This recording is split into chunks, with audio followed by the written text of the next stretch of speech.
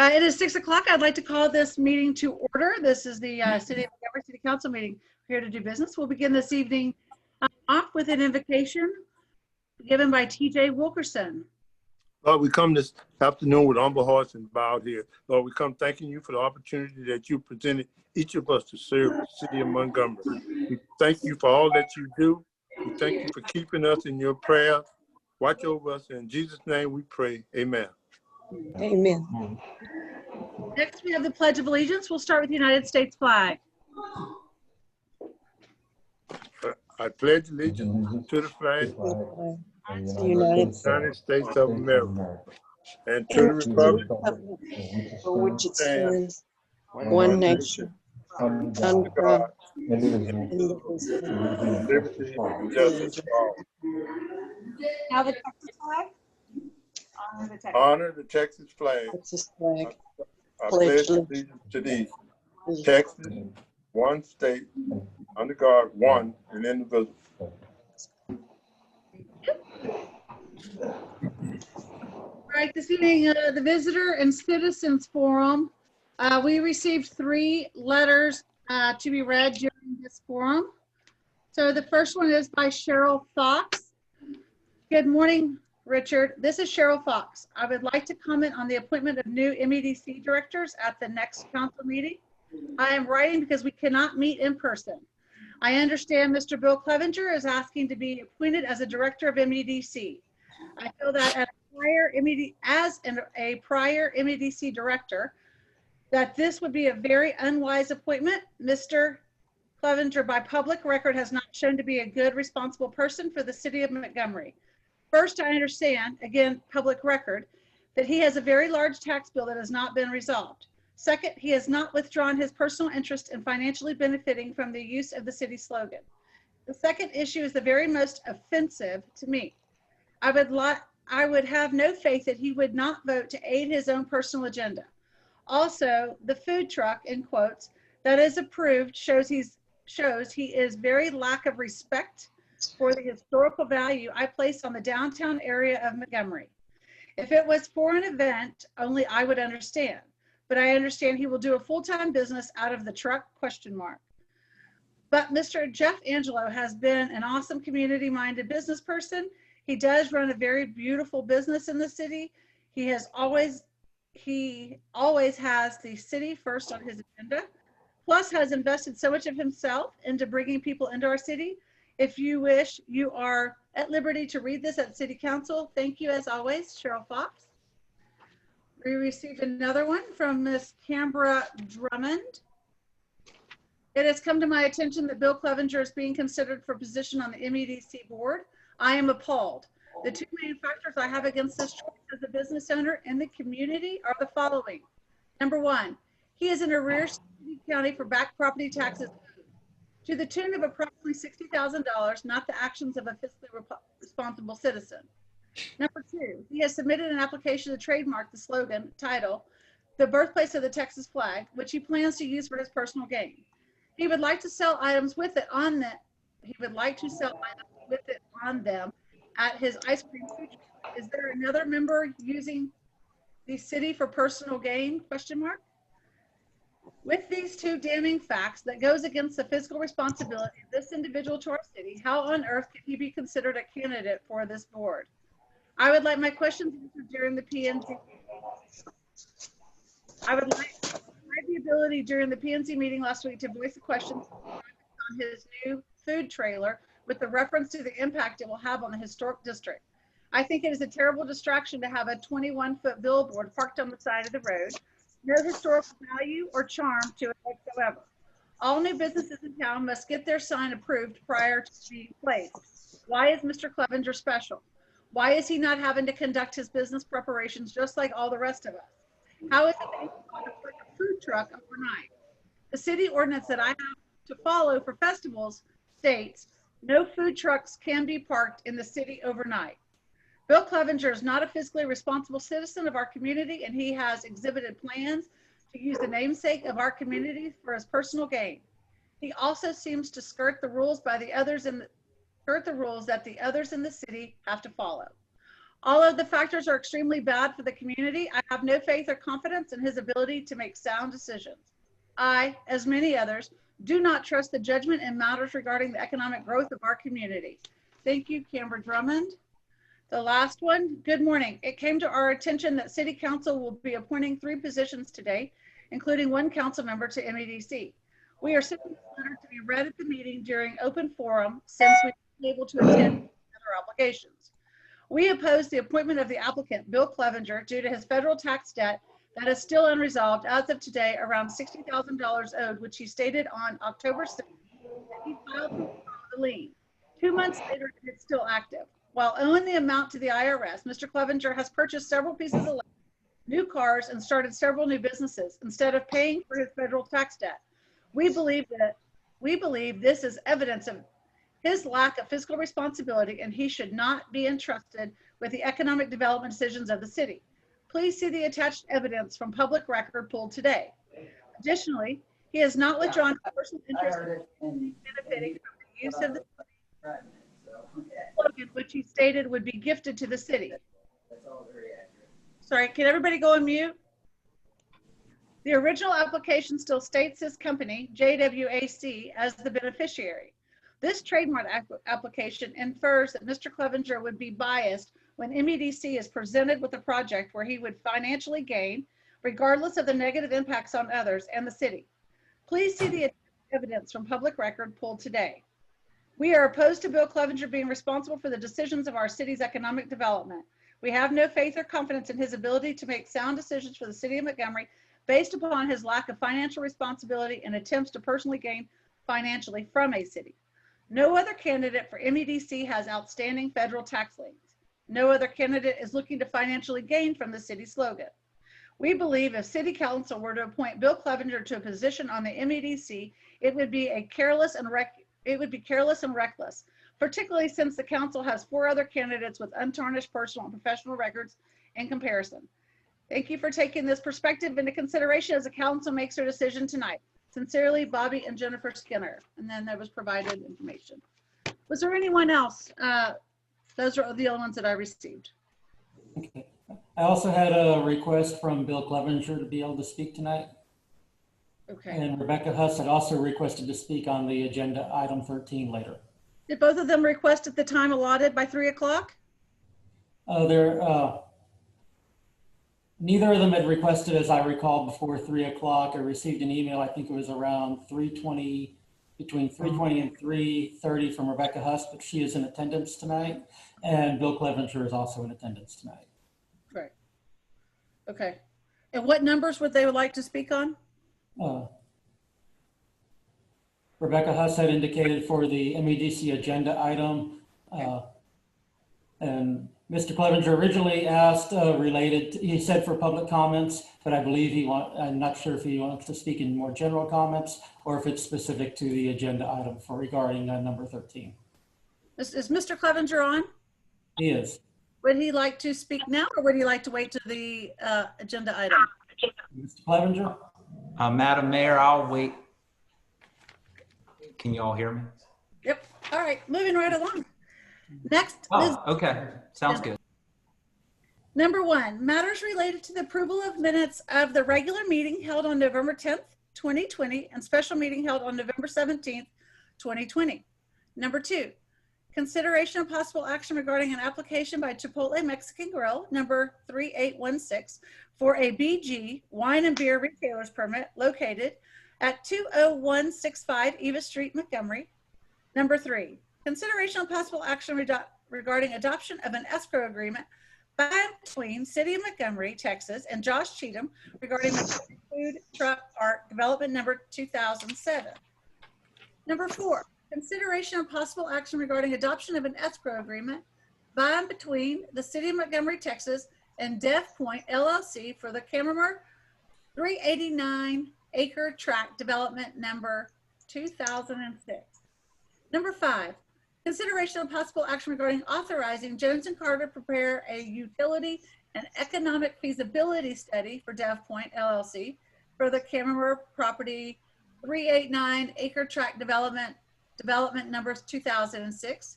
And number 6, consideration of possible action regarding the annual renewal of the permit for Cedar Crest Mobile Home Park. Council, you can take these individually or all together. What is your pleasure? Let's do it all together. Yeah, I'm good all together. Move to accept the consent agenda as stated. Second. It's been moved and seconded that we accept the consent agenda as presented. This motion is debatable, amendable, requires majority vote. It is now open for discussion. All those in favor of accepting the consent agenda as presented, say aye. Aye. Those opposed, say no. The ayes have it. The motion carries, and we will accept the consent agenda as presented. Next item of business on your agenda is consideration and possible action. Number 7, consideration and possible action regarding the election or electing the mayor pro tem. Okay, TJ Wilkerson is the current mayor pro tem for the city. This process is always done following the city election. The city election that was to have been held this past May was delayed until November 3rd, 2020. So that's the reason this is coming at this time of year. So it's that time. TJ, do you still want to do it?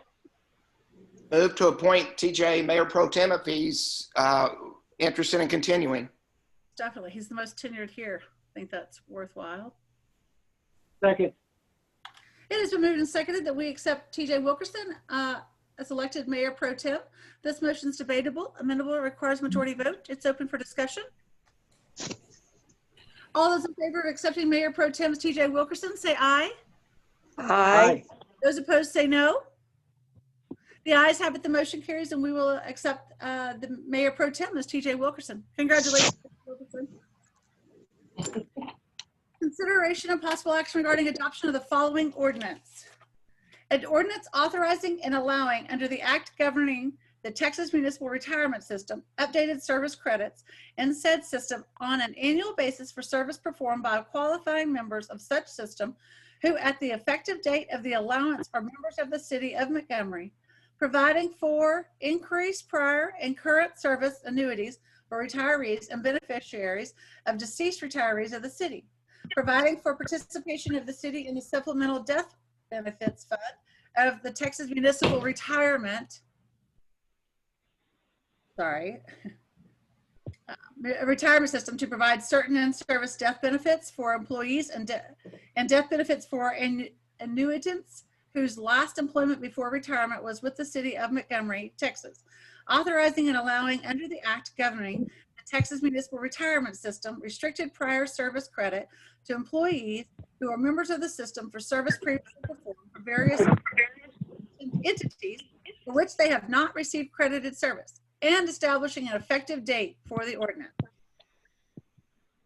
Okay, first off, Mayor, I'll apologize that that agenda item was so wordy for you.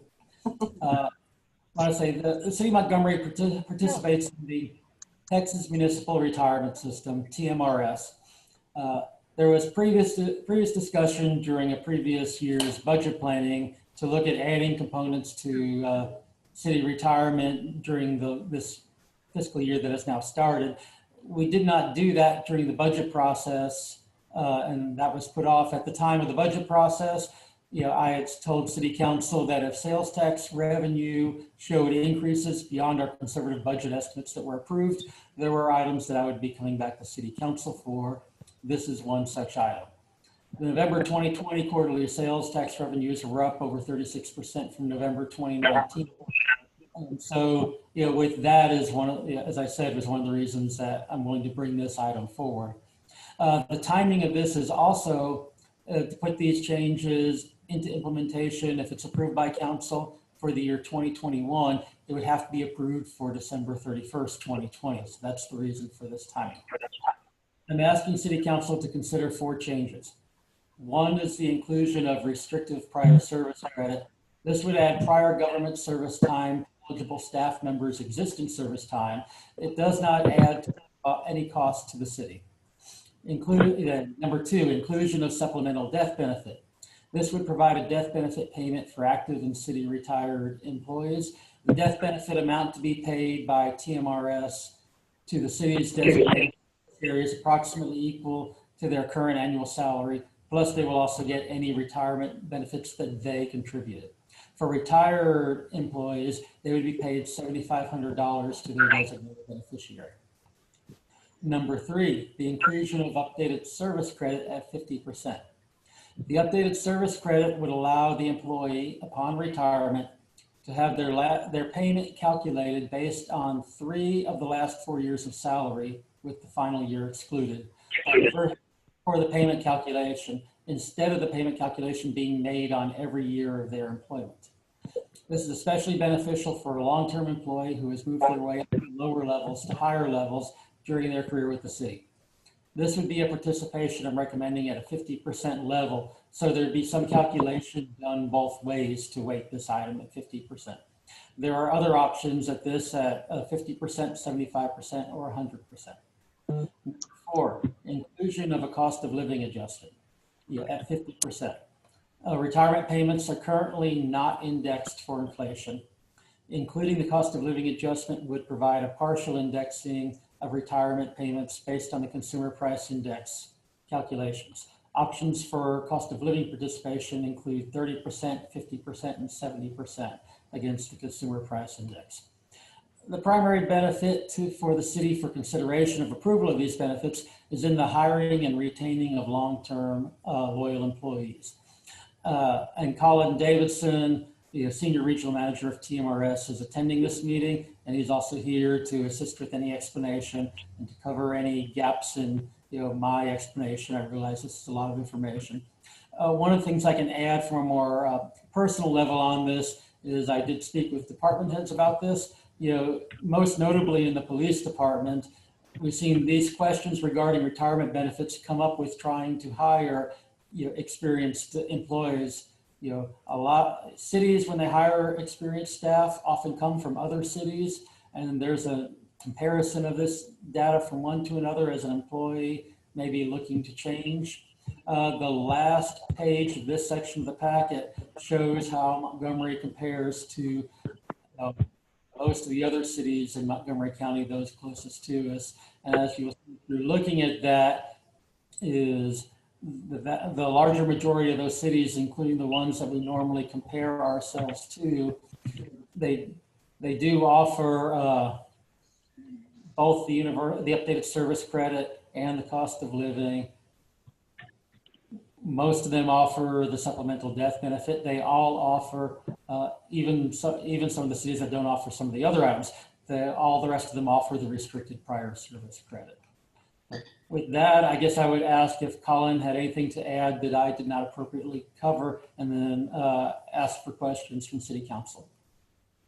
Well, thanks, sir. Good evening to everyone. I think you did a good job explaining all of those benefits, and I'm happy to answer any questions that anyone has in regards to the supplemental death benefit, the restricted prior service credit, the updated service credits, or the cost of living adjustments for retirees. One quick clarification, I just wanted to be clear. The updated service credit, it does work essentially how you mentioned, but it doesn't completely, when you adopt this, it doesn't completely exclude a person's career. TMRS essentially calculates a benefit for a retiree based on the money that's in their account when they retire. So all of their contributions, the city's matching of those contributions, the accumulated interest, and then for cities that offer the updated service credit, it also adds that amount in. So it will still include all of the other, but the higher the percentage of updated service credit, as you mentioned, the higher that percentage of their benefit will be based on that. But it is still based on all of those factors as well. So in a city can, as you mentioned, adopt 50%, 75%, or 100% of that calculation. So other than that, though, I think I'd be happy to answer any questions or step back and let you guys discuss whatever you prefer.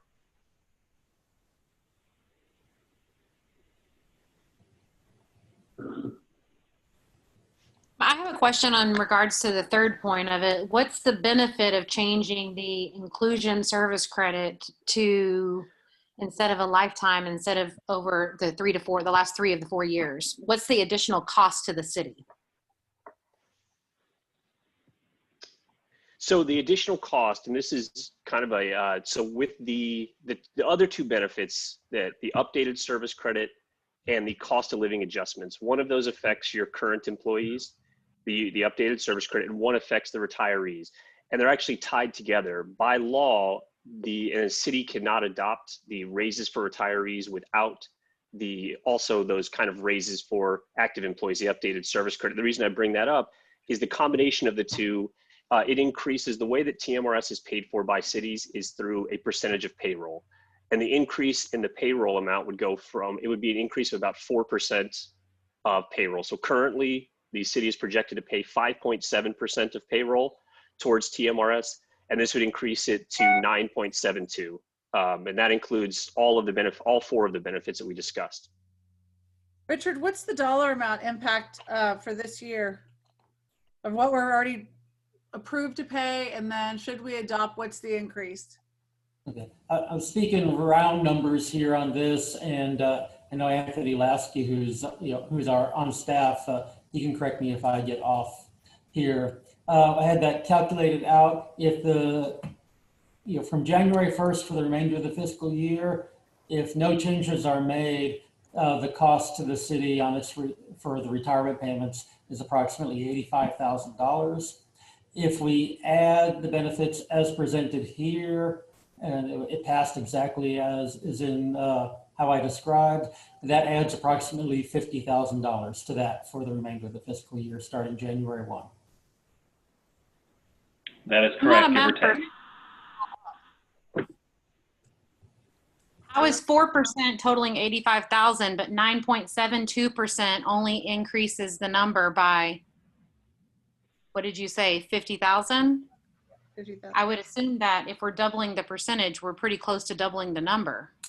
So I can clarify there. I think I may have misspoke. The increase is a 4% increase, but it goes from 5.7 to 9.72. So it's starting at 5.7% of payroll. So it's not a full doubling of it. It's going from 5.7 to 9.7, an increase of 4%.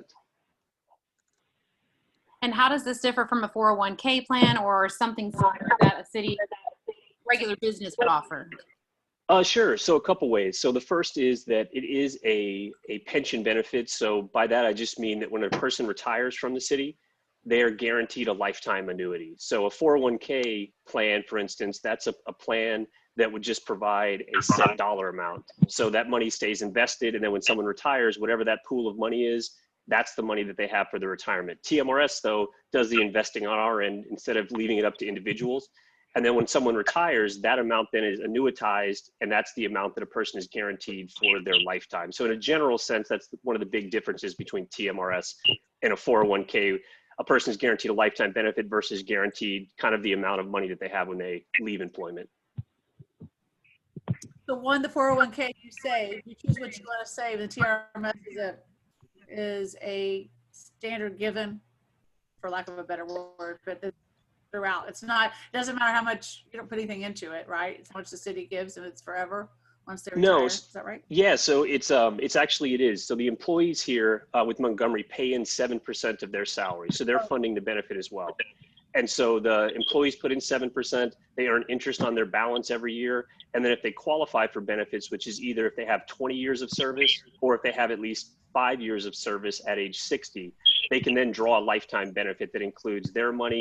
The city matches their contributions as well. And then if updated service credit was added, that'd be another portion of the benefit. That bucket of money, for lack of a better term, is then annuitized. And that's what they get paid out each month based on their amount of money and their how old they are, basically their life expectancy in that calculation. So it's as opposed to, as we mentioned, the 401k, which is known as kind of a defined contribution plan, in that it's really the only thing a member is guaranteed is whatever their balance is at the time they retire. It's less risky than a 401k because TRMS is the one playing with the money. So they stick their neck out. They're the ones that get the gain from it versus the employees. So question for Chief Solomon, is he still on here? Yes, he is. If employee turnover is our biggest concern in the police department, from you directly, is this the biggest holder for people to stay on board? Is a retirement plan that's similar to this? I mean, what have you heard as the complaints or the problem for the rotation of staff? When you ask us if it's the biggest problem, no. Our biggest problem is probably our insurance package. We've got officers here who are paying insurance, but they can't afford to put their entire family on the insurance. Now, TMRS is one of those other deals that when you're hiring someone, people want to know, what's your retirement plan? What does it look like? Who are you with? There are a couple of people out there that are not very good. There's some 457s out there that are supplements, but that's just what they are. They're almost like a 401k for an employee like us. But when you ask our main problem is insurance. But when we're trying to sell an officer or bring an officer here, they want to know TMRS and what do you do? How do you pay in? How does the city pay in? What are the benefits that you're getting from that TMRS? So yeah, it's huge for us for sure. But at some point we'll have to discuss insurance as well. And if the city's throwing $50,000 at a solution to solve employee retention, then why are we not looking at healthcare benefits and increasing those versus increasing retirement if our retirement package is currently okay? Well, you know, I talked to the city administrator about these things, and we talk with we get together and talk about these things, and it's just according to which one they bring first. And on this one, this happens to be one that's they've been working on. Susan's been working on it. We've been talking about it. City administrator, we've all been talking about it. So this is the one they brought first. It is a major concern. But when you ask me about what's our biggest concern? Our biggest concern is insurance. And that biggest concern is insurance because I'm listening to my officers who are saying, you know, I got my 3 kids on here, but I can't put my wife on here because it costs too much. So, you know, I don't want to say put one aside, but here's the other, because at some point we need to deal with both of them. Yeah, and as the chief said there, you know, we do need to deal with both of those. This is just the first of those to bring forward. And as I pointed out in what I said earlier, the reason for the timing of this particular one is if we are to make any changes, they have to be brought into effect prior to January 1st, or sorry, by December 31st, in order to take effect for next year, or they wait the next full year. I am looking at other options related to health insurance. I can also tell you thus far what I've looked at health insurance, that's likely to be more costly, you know, than the retirement item. And so that's probably going to take a little longer to put together. I started by looking at an example at what one other city has done, and I only have basic information on that. But I'm thinking in the next couple of months, that's an item that's coming forward as well.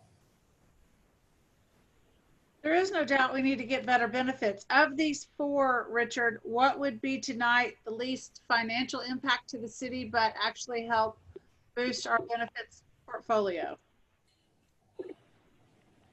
Well, you know, as Colin said, you know, they're numbered 1 through 4. As Colin said earlier, you can't have number 4 without also having number 3. Yeah, number 1 has, you know, as Colin explained to me, you know, no cost implication to the city. Number 2 has a very small cost implication to the city. I believe it's less than 1/4 of 1%. You know, number 3 and 4 is where those start to get more costly, you know, to the city. So if you're weighing it down to, you're weighing it down to a simple dollar amount and trying to minimize cost, you know, the first one I would pull off would be number 4. You know, if I had to go after that, I would pull off number 3. Can't have But didn't 4 you without. say per law that number 3 has to be included with any other option? Isn't that what you said, Colin? So, what was the question? Which one had to be included? Number 3 has to be included as part of any of the packages, correct or no? It does not, no. Number 3 has to be included if you wanted number 4. So essentially, and just to follow up on what Richard mentioned, the first benefit, the restricted prior service credit, that has no immediate cost to the city. It's just a time credit for employees. So it allows employees that had prior time in public service to help them reach eligibility with the city. So if they were ever, you know, in the military, they worked at like a police officer, as you mentioned that earlier, if they worked for a county or a city outside of TMRS, Dallas, Houston, Fort Worth, Austin, they could then apply to have a time credit added to their account. So there's no immediate cost to that. The life insurance, that supplemental death benefit, the cost to that is 0.15%. So as you mentioned, less than 1/4%. Whereas the ones that really cost more are the ones that increase the monthly benefit for employees. And so that's where you're really seeing a bump up in the cost for the employees. Sure. My question is this, and thank you, Colin, very much for that. My question is this: we definitely, obviously, we know we need to tackle both ends of the spectrum. So, what would be a reason why, this is for anybody, why we would not want to go ahead and increase those benefits for our city employees today? I think we're all in agreement that there's something that needs to be done. Do we just accept, we can accept all of them, or you can't accept one without accepting two, and you can't accept three without accepting two? No, just to clarify, you can accept 1 and 2 no matter what. The only one that has a restriction with it is number 4. You cannot accept 4 if you don't accept 3, but you can accept 3 without 4. So you could do everything except the cost of living adjustments, or you could, if you want to have those cost of living adjustments, those raises based on a consumer price index for retirees, that's the only one that basically it's an all or nothing package. Everything else you'd be fine with, but that's the one that's tied to the updated service credit. So, but everything else you can do just 1 and 2, 1, 2, and 3, but you just can't do 4 without 3. And how we compare to our neighboring cities like, I don't know, Oak Ridge or Tomball or Navasota as far as these benefits go? Kevin, if you and the other council members, if you're looking at your packet and you scroll several pages down, you'll see a comparison chart that's based on the information that Colin provided us in the office. Shenandoah, okay. Okay, I see. Sorry about that. And that outlines the cities of Shenandoah, Oak Ridge North, Conroe, Willis, Magnolia, and Warren Village as comparison. It's on page 101. Yeah, I'm looking at it. Thank you. I missed it. Okay. If there are any other particular cities that weren't mentioned that you're interested in, I have my database up here. I can pull them up. So obviously you guys know what cities you want to take a look at, but if for some reason there's something else you're interested in, just let me know. So are we concerned, Richard, in the future in regards to affordability of better healthcare choices? You said that that's going to be much more expensive. Is it a concern on the city's part of affordability in regards to that? My concerns is, one, I think everyone knows that almost anything related to healthcare expenses, are pricey. If there is an expensive healthcare out there, it's because it's not worth any value. I haven't put as much research into that. I've only just started looking at that, so I know less about that than I do about the retirement item. The retirement item I looked at first because of the time frame involved in changing that. There is another city out there as an example that they use a higher deductible policy. With the money that they quote unquote save by having a higher deductible policy, they make a cash payment to their staff that can then use that money to either pay for some of the family coverage or put that into an HSA to use against deductibles. Now, just in that explanation I've given you about the limits of what I know, I'm planning in the next month to set up a meeting with their city administrator and research more from their city. So I don't want to identify them at this point in case I've misstated anything. But I've just started trying to look around for options related to that. Okay. The insurance to be increased, because to take on this additional plus an insurance increase, we don't know what that number is. And if we're talking about keeping employees, are we going to put the cart before the horse? Because how many people do we have retiring right now? Our goal right now is retention. And if retention issue is healthcare, then are we putting the cart before the horse when we're concentrating on retirement versus healthcare? Where do we want to put the money at if the biggest issue is healthcare? And I'm 9 kids here. Healthcare is going to be a big issue for me. So I want to make sure my kids would have insurance. I hear them. On that, I think the insurance boat is done for the year, because we've already had to select our new insurance for the new year. So I think that ship has sailed. We got to look at what can start January 1st, and then next year be good stewards with the insurance, unless there's something that we can bring in additionally, Richard, after all of your research, bring it in, sometime next year, without having to wait till the September during the insurance sign-up time. Yeah, and yes, we have our policy set for the year, health insurance wise, but I still want to get the running start of looking at other options. And there may be things that we could consider putting in place before we actually renew the insurance policy. There are other options out there, whether they be HSA, FSA, or, you know, or other ways the city could be more creative. Yeah, and just the, you know, like I said, I hadn't researched that yet because this was the first of those I tackled. It isn't that I underestimate that health insurance is a serious item as well. Well, based off what you just said, Richard, and just speaking to the chief and a few other folks, and what Mayor Countryman just said, I mean, I would like to go ahead and make a motion, if that's okay. I'd like to make a motion to approve the TMRS ordinance as presented. Second. It is moved and seconded that we accept the TRMS ordinance as presented. This motion is debatable. Amendable requires majority vote. It's now open for discussion. I'd be honestly opposed to 3 and 4, so I think we should move with 1 and 2. So Kevin, you're saying 1 through 4 is what your motion states? Yes, sir. Like the mayor said, and like Richard said too, the health insurance boat has sailed for the year, but this, right. we need to do both. If we have the ability to knock out this one now, let's get this done in the next year, you know, actively work towards a better solution for healthcare. I absolutely agree with what the mayor said there.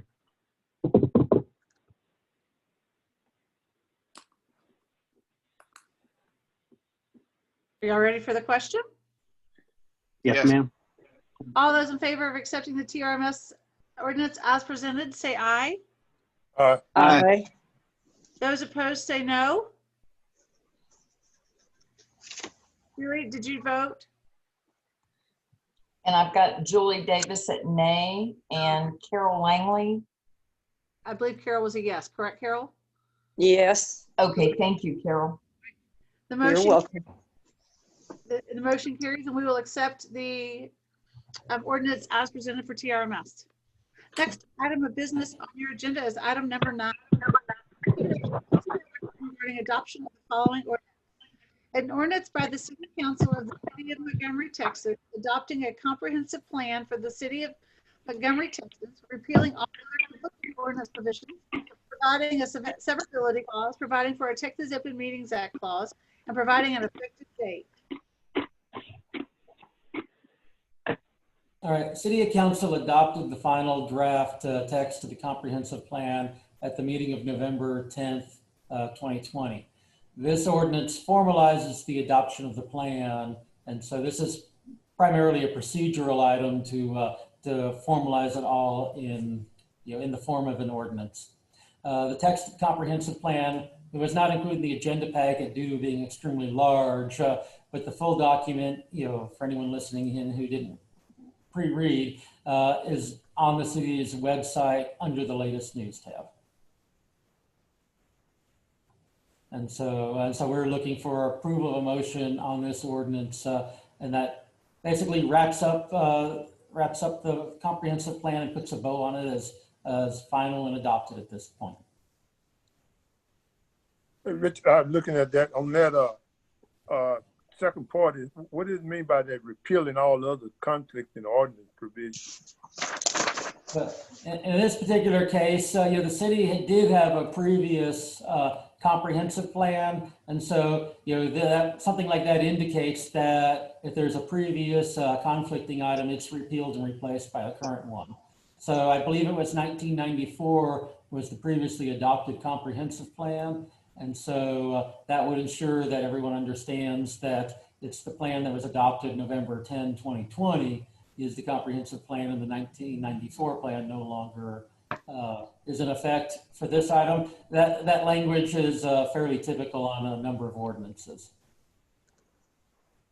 Okay, so TJ, in the past, you've had some issues with some of the components. Have you pretty much satisfied what you were concerned about? No, but we're gonna go on with it. But I'm still in the no section right now.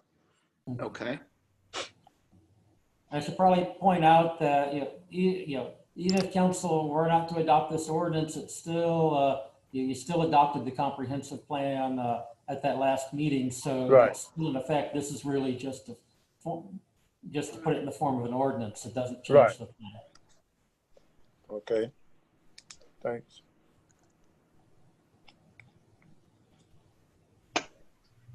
All right.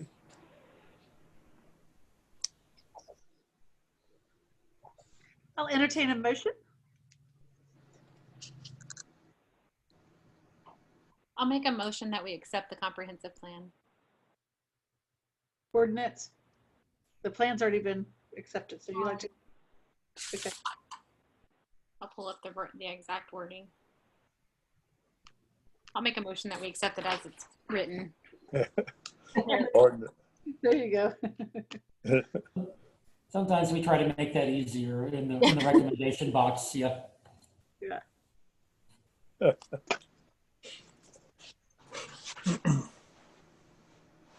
I'll second that motion. It has been moved and seconded that we accept the comprehensive plan ordinance as presented. This motion is debatable, amendable, and requires majority vote. It's open for discussion.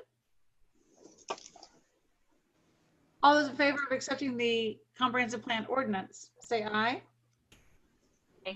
Aye. Aye. Those opposed, say no. No. The ayes have it. The motion carries, and we will accept the comprehensive plan ordinance as presented. Item number 10 on your agenda, consideration and possible action regarding adoption of the following resolution. Resolution amending the City of Montgomery Policies and Procedures Manual, Section 3.04, call out pay, and Section 3.07, longevity pay. Okay. There's two sections in here. One is the compensation for call out pay in Section 3.04.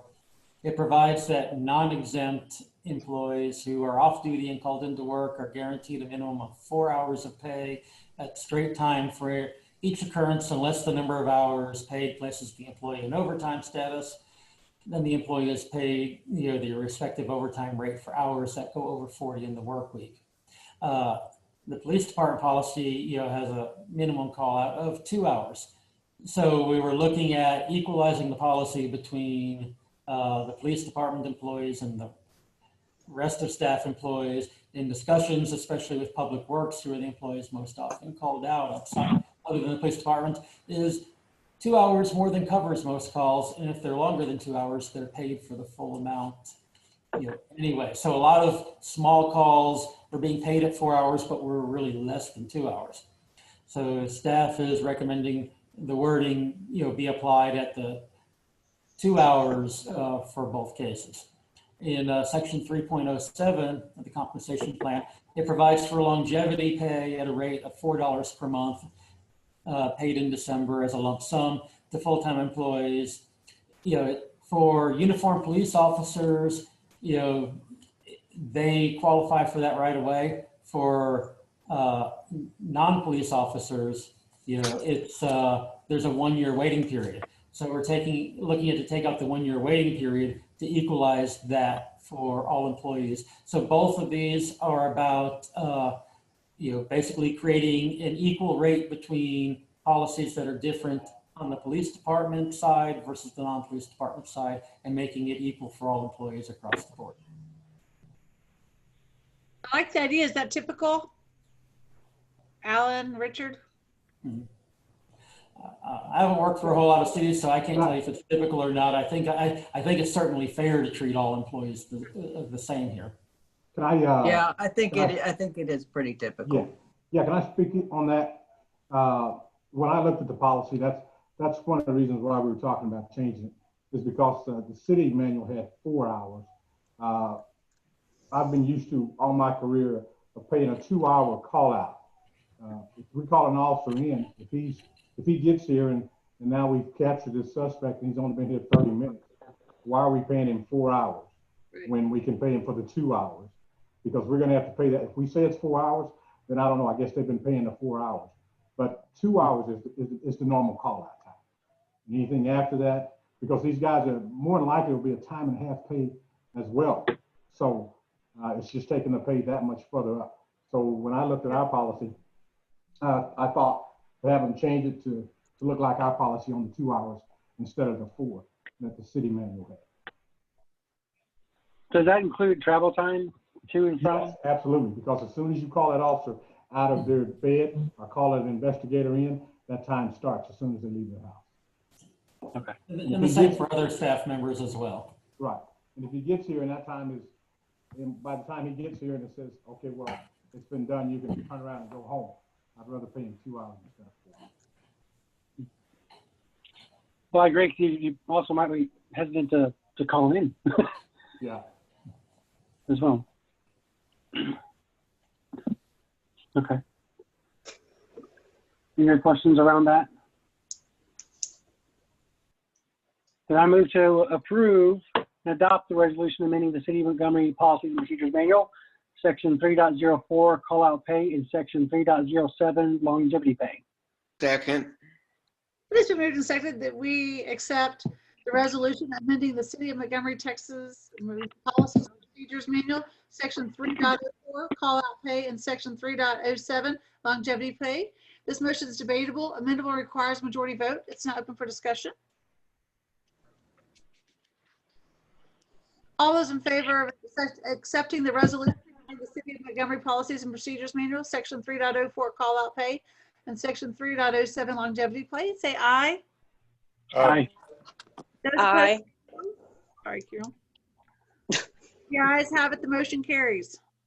We will accept the you. resolution amending the City of Montgomery Policies and Procedure Manual, Section 3.04 call out pay and Section 3.07 longevity pay. Next item of business on your agenda is number 11. Consideration and possible action regarding adoption of the following ordinance. An ordinance of the City Council of the City of Montgomery, Texas, amending its municipal budget for the fiscal year 2019-2020 budget amendment number 2, providing a repealing clause and a Texas Open Meetings Act clause, and providing an immediate effective date. Okay, after the last audit, one of the audit notes was related,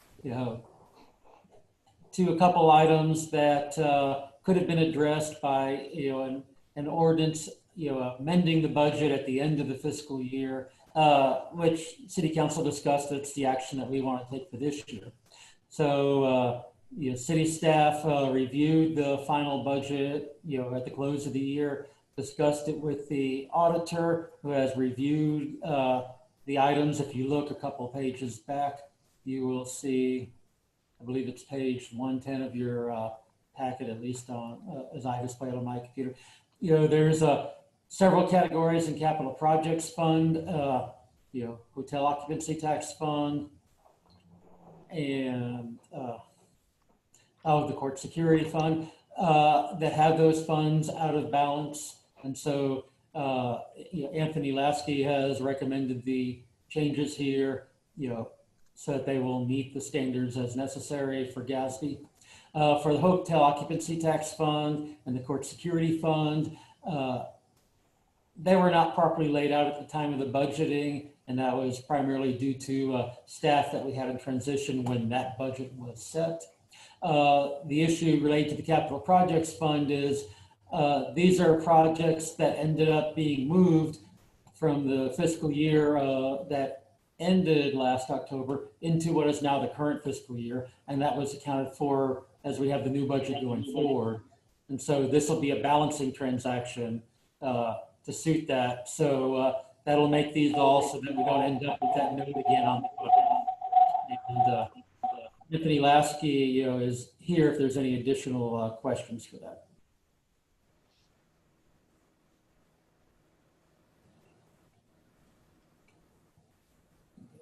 If there's no questions, then my recommendation is to approve the budget amendment as presented. I make a motion that we approve the budget item as presented. Second. This is moved and seconded that we accept the budget amendment as presented. Motion is debatable, amendable, and requires majority vote. It's open for discussion. I have Kevin Lacey with the second. Yes, ma'am. Thank you. All those in favor of accepting the budget amendment as presented, say aye. Aye. Those opposed, say no.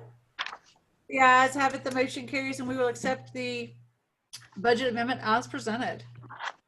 Number 12, consideration and possible action regarding a reappointment of Municipal Court Judge Robert Rosenquist and Associate Municipal Court Judge Gary Scott. This is another procedural item.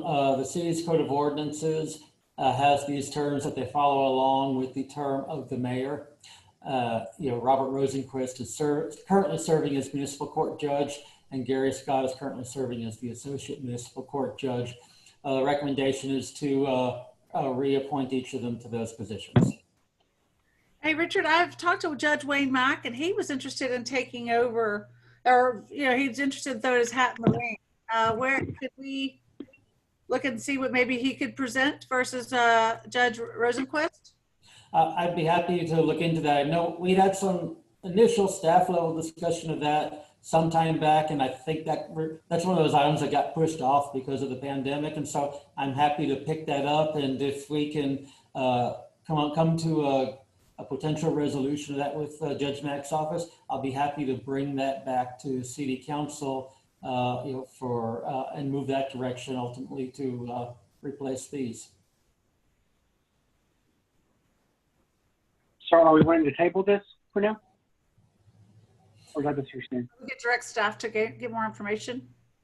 I don't think that's anything that I could, that we would have something set, because we're talking about probably an interlocal agreement or some contractual arrangement. That'll probably take several months to arrange. Let me just bounce this question off of our city attorney, Alan Petrov. Alan, is there a problem for us to go ahead and make this appointment? And then if we come to some sort of agreement with Judge Mack, that ultimately then that would replace these appointments? I think the problem is once you make an appointment, it's good for the term that judge serves. So you can't make a change midstream. Okay. If this item were tabled for a temporary period for us to have those conversations, can Robert Rosenquist continue to serve as municipal judge while we work something out with a potential replacement? Or is there a way we could create a temporary extension to bridge us over a gap while we figure that out? I think you have a short amount of time. I'm trying to remember the statute offhand, but it may, after a period, automatically consider the appointment remade. I can double check that, but you probably have a short amount of time where the judge would continue to serve as a holdover until replaced. Or it comes up annually, isn't it? Okay.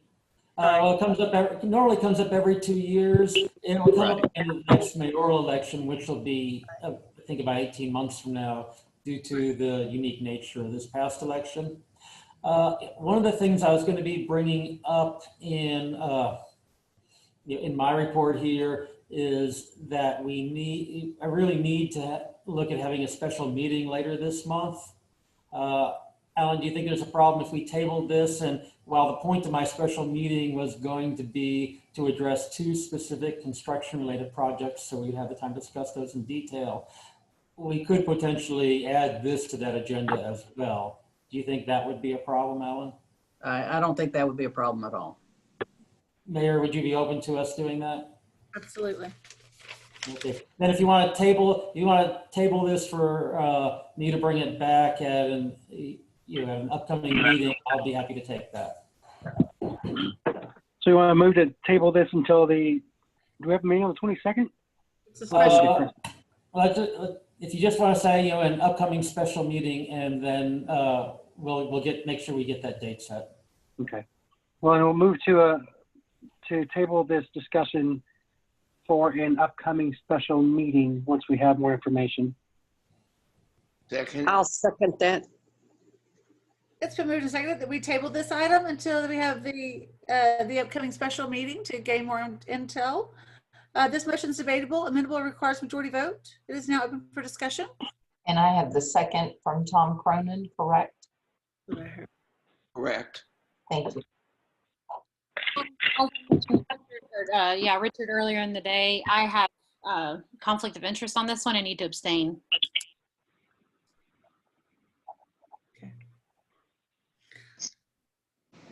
All those in favor of tabling this until the upcoming special session, special meeting, say aye. Aye. Aye. No. The ayes have it. The motion carries, and we will table number 12 until we have the upcoming special meeting. Item number 13 on your agenda. Consideration of possible action regarding board appointments. A, Planning and Zoning Commission members. B, Montgomery EDC board members. Council, let's take A first. Planning and Zoning Commission. That'd be rather easy. And the Planning and Zoning Commission has one vacancy. The election of Carol Langley to the City Council has caused the vacation of her position on Planning and Zoning Commission. And so that is the single vacancy that you have on the Planning and Zoning Commission tonight. And it's for the place 3 term that will expire October 1, 2021. There was one applicant for the position, that is Allison Clark, and her application is the first page, well, it's the first in the packet that was supplied. Make a motion that we accept Allison for this empty vacant P&Z spot. I'll second. It has been moved and seconded that we accept Allison Clark for this vacant planning and zoning spot. This motion is debatable, amendable, requires a majority vote. It's open for discussion. All those in favor of accepting Allison Clark and the vacant planning and zoning commission spot, say aye. Aye. Those opposed, say no. No. No. Okay, I've got Tom Cronin, nay. And what was this, who was the second nay? Kevin? Kevin. Thank you. The ayes have it. The motion carries, and we will accept Allison Clark on the planning and zoning commission. Next up, Montgomery EDC board members. I'd like to remind council that we are here to appoint 3 members that are non-council and 1 council. We can also appoint more than 1 council, FYI. Move to appoint Carol Langley to MEDC as the member of the governing body. I second. It has been moved and seconded that we accept Carol Langley on the MEDC board. This motion is debatable, amendable, it requires a majority vote. It's open for discussion. All those in favor of accepting Carol Langley, say aye. Aye. Aye. Those opposed, say no. The ayes have it. The motion carries, and Carol Langley will be on the MEDC board moving forward, representing the governing body. Next up are the 3 non-council positions. I move to appoint Ryan Lundeen, Bill Clevenger, and Christopher Dooley to the positions at MEDC. Second. It has been moved and seconded that we accept Ryan Lundeen, Bill Clevenger, and Chris Dooley. This motion is debatable, amendable, requires majority vote. It's open for discussion. Can we have a discussion? Yeah, absolutely. I was like, we didn't even discuss that. Yeah, they jumped out there and got the That's what motion. this part's for. Yeah. Well, I would like to see some kind of continuity for MEDC. We've had a whole change up. How many total people are on MEDC? 7. Yeah. So we're losing more than half of our people on MEDC. So I would honestly like to even suggest that we take either Amy or Rebecca and put one or both of them back on, just because they're going to provide us with some clear continuity from where we've been to where we're going, to be able to balance this without a whole lot of lag or effect on the city as a whole. And I apologize. Rebecca, you had requested to speak on this matter. If you'd like to go ahead and approach the podium, you may. Why, thank you very much. Since it's been so long since y'all have heard from me, just to remind you of my credentials. I've served on MEDC for 2.5 years, on City Council for 6.5 years, on Planning and Zoning for 1 year, and on the Board of Adjustments for about 7.5 years. My city's specific service, last fiscal year, I donated hundreds of hours towards the promotion of the city's Facebook page. I volunteered significant time and participated in the organization of various events, including 2019 and 2020 holiday parade, the 2020 Light Up the Park, and the 2019 Texas Flag celebration. And on a personal note, it's obviously been a long-term goal of mine to collaboratively find a solution for the downtown improvements that will achieve several goals, hopefully. The first is the infrastructure improvements and expansions that we definitely need, the aesthetic improvements that we need to attract visitors and businesses to our downtown, and the transportation improvements, which we obviously need as the city grows, and to find a solution with TxDOT. And obviously what we learned, what was that, 4 years ago? TxDOT is coming, whether we like it or not, and we need to find a solution that works for them, with them, because it's going to happen. So we need to have a proactive plan. And we're at an exciting point. Last month, City Council approved a contract with a design firm that is an important step towards achieving these goals. And I'd really enthusiastically like to be a part of working with MEDC, the city, residents, and downtown business owners to make the city, continue making the city a bigger and better place. And I think I can be part of that. Rebecca, you failed to mention that we're losing Julie Hutchinson, who's our numbers person, and you are quite hot on a calculator. I might be a little bit of a numbers nerd. I have to confess that's one of my secret pleasures. An important one. It is. So we numbers make the world go around. How many we losing on the board? 3? 4. Four? Yeah. So 4 positions are up. I lost my position because I was previously of the governing body, and then 3 are part of this election cycle, which is Amy Brown, Julie Hutchison, and Bob Kerr. Julie and Bob are not seeking reappointment, and Amy is seeking reappointment.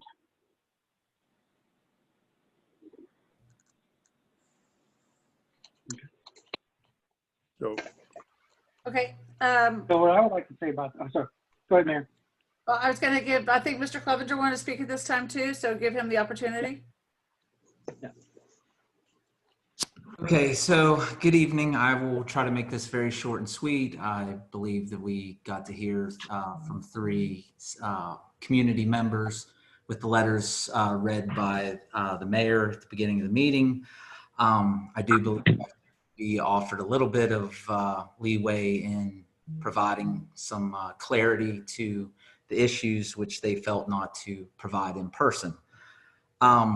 Number one, as far as the tax lien, yes, I have an IRS tax lien. It's kind of funny in the fact that Miss Camber Drummond thinks it's property tax in Montgomery County and of that nature, but yet Miss Skinner believes that it's an IRS. It's kind of funny that the two can't even get the story straight. It is an IRS lien. It has nothing to do with Montgomery, the city, Montgomery, the county, or the state of Texas. So, and it's not even close to being of $60,000. It's false information. By the way, we make an $1,100 a month payment on time, every time, on the 8th of each and every month, drafted by the IRS. And that's because we made too much money in 2015 and 16. Could you imagine if I didn't make one payment since then? I wouldn't have been able to purchase any of the property that I have in town, which I'm very proud that I am now a commercial piece of property owner in the city of Montgomery.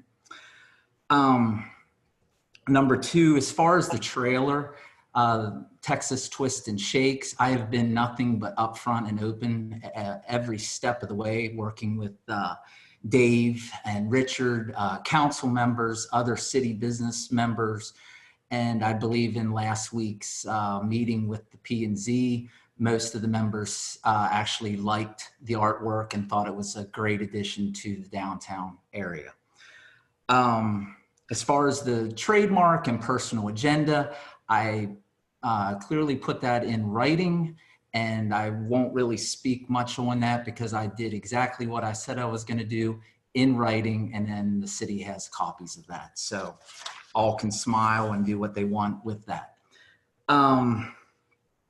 you know, as far as me buying new vehicles and things like that, if everybody can't see that this is nothing short of personal slander to me and my family, you can see clearly, and you can review those letters later on when they hit public record come tomorrow, which I'll be sure to obtain a copy of that. But back to the whole thing with the MEDC and why I feel like I would be a good candidate and a good member of the board. I'm almost 8 years a resident here in the city of Montgomery. I'm a proud business owner and I service several businesses in the city of Montgomery. I meet with members of the business community on a daily and weekly basis. Kind of an FYI to the city council and any of the current board members of the MEDC that reside on that. Most of the businesses don't even know what the MED stands for, or what they are supposed to be doing for our community.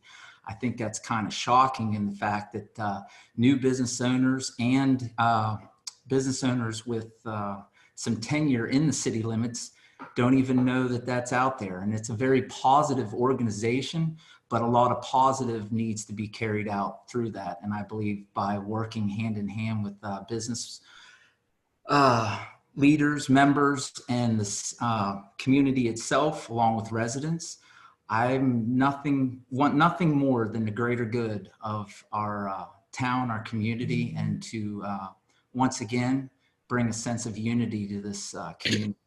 So with that, if any of you all have any questions whatsoever in regards to, again, the slanderous comments, I'd be more than happy to answer those. But closing, I would look forward to working with everybody on the board and make this a really positive organization within our community limits.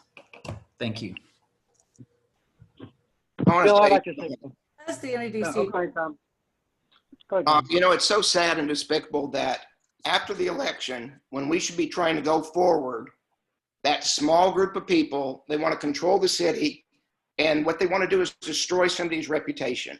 And you know exactly who you are, you small group of people. And I think it's despicable, and I've been also a beneficiary, I guess we'll say, of that. But I think, you know, this city should go forward. It's a small city.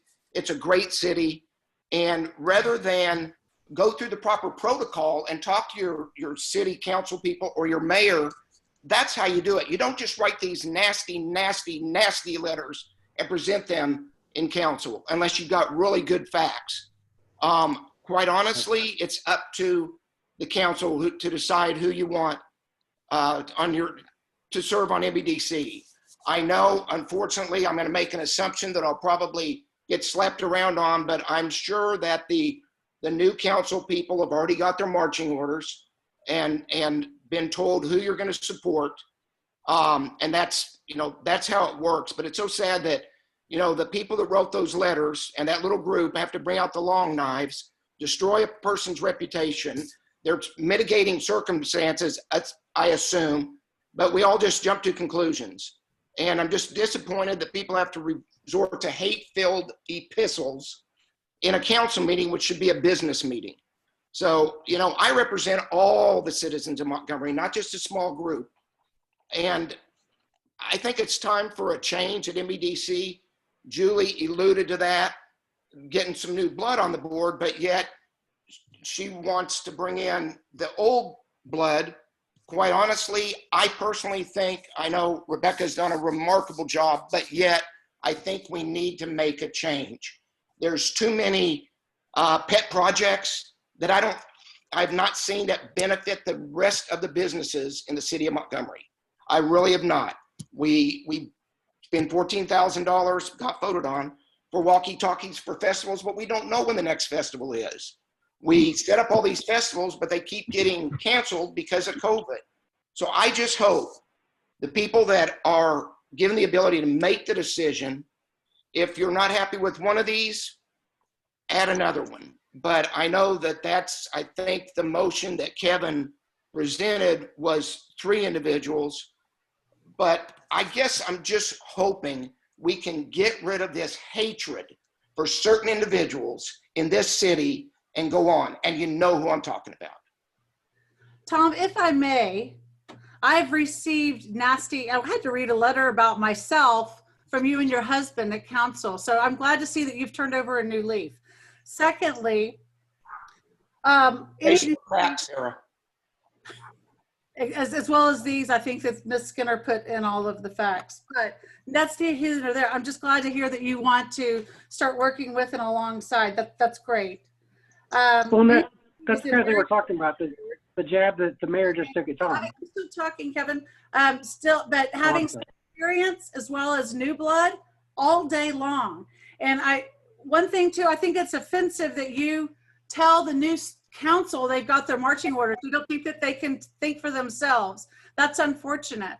Again, I don't have a vote in this unless there's a tie, but I also think that with what's going on, and we need some folks on there that have the understanding of what's been trying to be accomplished and have that history instead of all new blood, because it's going to be challenging to understand what's been already done and what's going to need to be carried out.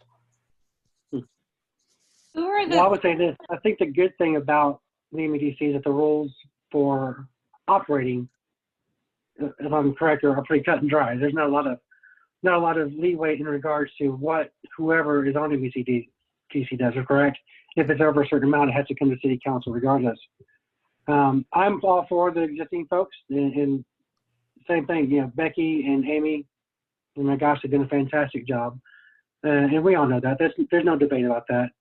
But at the same time, I am embarrassed, that we had to start off our city council meeting, listening to what I consider to be trash. Mr. Clevenger was verbally attacked by the husband of one of the folks this morning to start off his day. And it's the same group of people that feel that they're running the city, and there are folks on this call right now, they were hoping for a landslide in the election, and it wasn't a landslide. And that tells me that some people, a good majority of Montgomery residents do want change, which is why I would like to see Tom and the few that are still there to continue. And I'd like to see my three who are completely qualified. And Ryan and Chris, if you have anything you'd like to say, I'd love to hear from you. I'd like to move forward with these three new members of the MADC. It's fascinating when it comes to me, Mr. Lacey, since you were one of the authors of the fake Facebook profile about me, and I saw a lot of your comments. Actually, all those comments behind the scenes and in front of the scenes, an envelope was in my mailbox last week. So that's great. I'm so glad to see you've turned over a new leaf as well. Julie, did you want the floor? I'm sorry, what was it? Clarify, Mayor, what fake profile did I create? The real E. Montgomery that you ran. We can take this offline, but. No, Mary, you brought it up online. Let's go ahead and take it online. So I saw all the nice words that you and Mr. Clevenger called me. Would you like me to put that on record? Would you like to pull up your record, Mayor? I mean, he knew without seeing past the first Madam Mayor, what did I call? Listen, let's hold on here a second. My face. I never once stooped to the level that you took that campaign. And I commended you. As Mayor Pro Tem, point of order. Let's call point of order. I agree. Yep, point of order. Thank you, TJ. Before I like. Let's get back to the MEDC. Yes, sir. I know Kevin had presented three. I had three also, but it was Bill, Becky, and Jeff. So, but. He's already made the motion. The motion is in second. So let's move on and not go off record on. It's never seconded.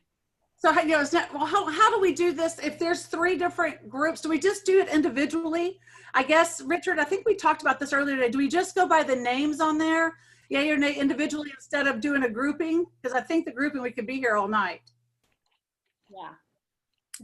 We do have a first and a second motion on the table. Right. Kevin Lacey made the motion. Tom Cronin seconded. Yeah. From a procedural standpoint, I think you need to take action on that motion. If the motion passes, it passes. If the motion does not pass, then you can move from there to consider how to proceed. Okay. All right, then let's do that. Let's take care of the motion on the table. There's been a motion presented for Ryan Lundeen, Bill Clevenger, and Chris Dooley presented. Is there any discussion, any further discussion on those three? All those in favor say aye. Aye. Those opposed say no. No. Okay, can I get everybody to, I've got Kevin Lacey as aye, TJ aye, Tom, Tom Cronin aye, and on the nay. Hold on, TJ has something to say, Susan. I'm sorry. No, TJ? I didn't get a chance to vote on that. I'm still trying to go through so I can get my Okay, I'm so sorry. But two of mine are probably the one, but we'll have to go back and get it. But mine will be no. All three together. So if you don't want all three together, then vote based on that, and we'll go back and pick through the ones we want. Take them individually next. Okay. That's the easiest. And All I've right. got Julie Davis as nay. Correct? Was there another And nay? Carol? Carol? Yes. Are you a nay? Yes, ma'am. Thank you. Thank you. So right now I've got 2-2, and we're waiting on TJ. Okay. I said no. You said nay? Yes. Okay. After the vote, nay, yes, we will not be adopting those three. So then let's go through all three of them individually. If that, does that work? Is that, council, what's your pleasure? Does that work for you? Yes, but it's going to be three anyway because I'm just taking out one of Kevin's and adding another one. So basically you're asking us to go through one by one and we get 3 total votes, correct? That's correct. That is correct. I think that just might be easier. Okay. All right, let's start off with Jeff Angelo. All those in favor? Sorry. is that the motion? Well, I can't do the motion. I guess we're up for discussion. If there's any discussion. Well, I know we're just voting, and then when we have our 3 solid, we'll do a motion to accept those 3. Yeah, you gotta do a motion for each one. Yeah, you should do, just make a motion for one, vote on them, move on. There you go. Okay. And so then in this case, if they get 3 votes, they're in. If they get less than 3 votes, they're not. Right. Right. Okay. I make a motion that we accept Ryan Lundeen for MEDC. Second. It has been moved and seconded that we accept Ryan Lundeen, MEDC. This motion is debatable, amendable, and requires majority vote. It is now open for discussion. All those in favor of Ryan Lundeen say aye. Aye. Aye. Those opposed say no. The ayes have it, the motion carries, and we will accept Ryan Lundeen on MEDC. Next, Chris Dooley. Move to accept Chris Ryan Dooley for the open position on MEDC. Second.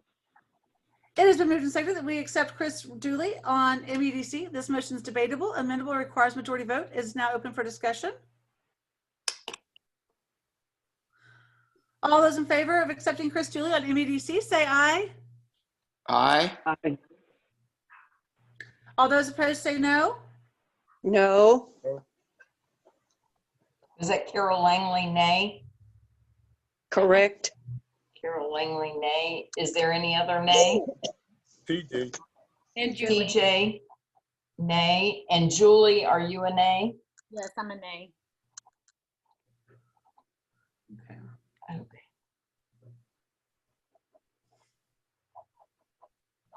So that fails. It fails, was it 3-2? We've got Julie Davis, Carol Langley, and TJ as nay. Tom TJ was nay Cronin on Chris Dooley? and Tom Cronin and Kevin Lacey, aye. Okay, I thought TJ was an aye for Chris, okay. He said no. I'll make a motion that we accept Jeff Angelo for MEDC. Second. It has been moved and seconded that we accept Jeff Angelo for MEDC. This motion is debatable, amendable, requires a majority vote. It's now open for discussion. All those in favor of accepting Jeff Angelo and MEDC say aye. Aye. Aye.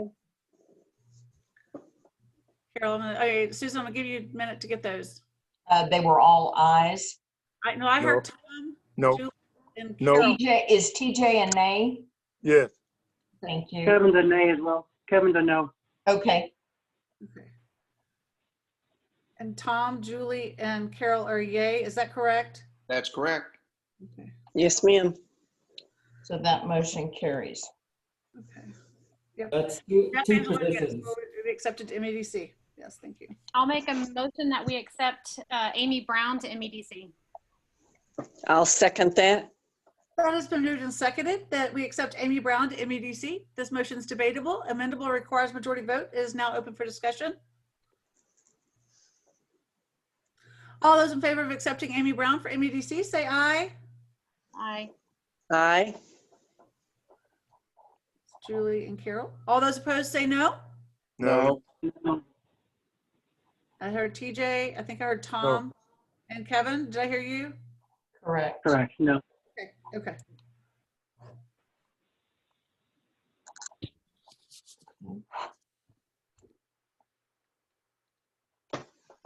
Then I'll make a motion that we I'll accept make- Rebecca Huss.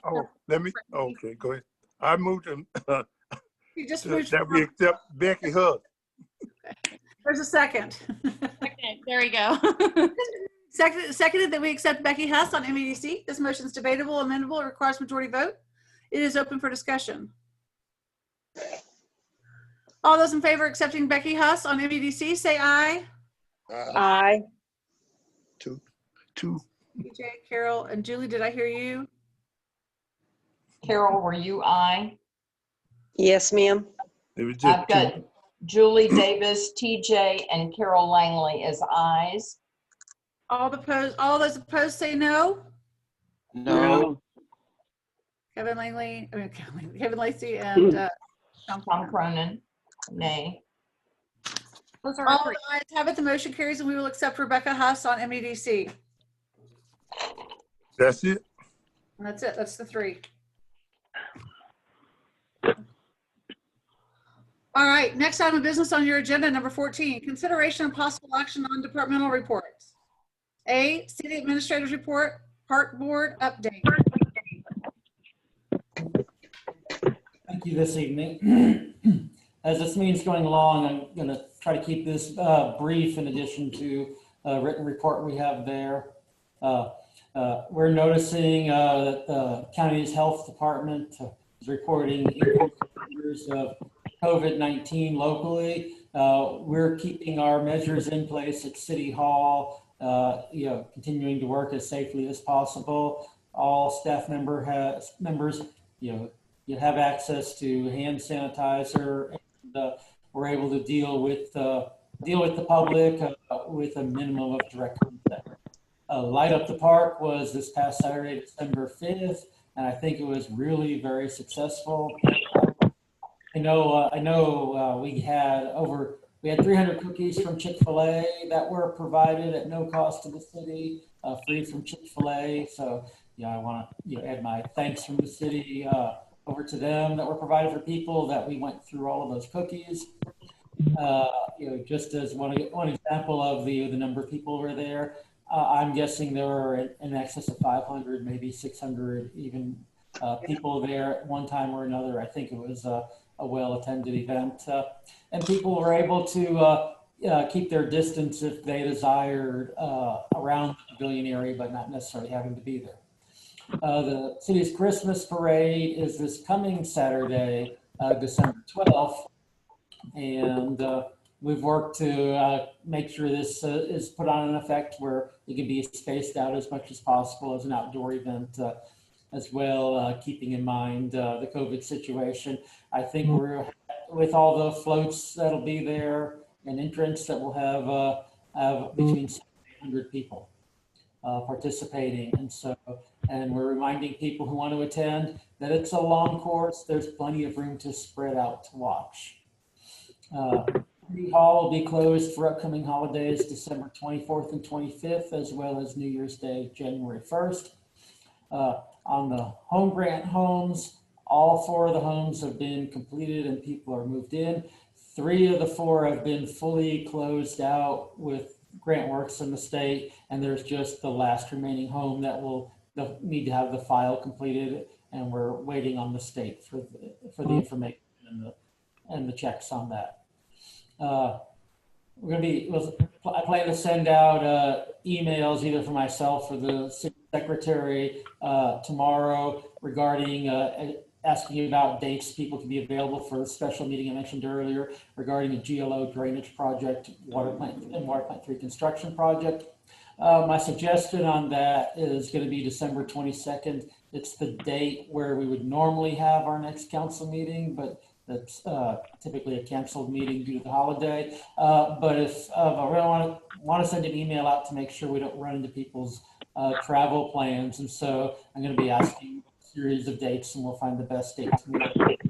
We will add the Judge Mack potential item on there, and we'll be exploring with his office what we can get in place potentially before the meeting.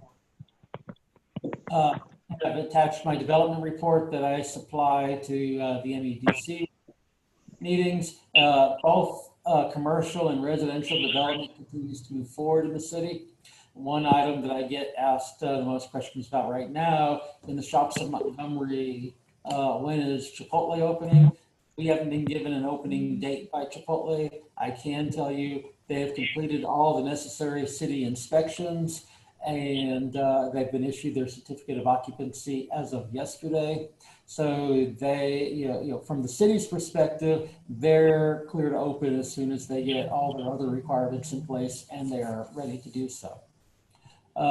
With regards to the update I wanted to give on the City Parks Steering Committee, I included in the packet a basic write-up of how I anticipate this committee to go. It was something that was discussed, I think, right before the pandemic, and this is I'm trying to find the page here on my screen here. Take that forward. And of course, I'm not finding that one on my computer, so I'm going to try to pull my paper copy out. Hey, Richard, while you're looking for that, how would one apply for the park board? I've had quite a few people interested. Did they just send you a note, or is there an application? So the way I'm looking at creating it, it's not going to be an equal body like a body on the level of planning and zoning or MEDC that has as quite as formal creation. I'm looking at more the level of the Technical Operations Review Committee or TORC that has worked with the city in the past to provide advice, and typically that's they work in conjunction with I guess as appointed by the city administrator. And so the way I see it is this is a group of people that will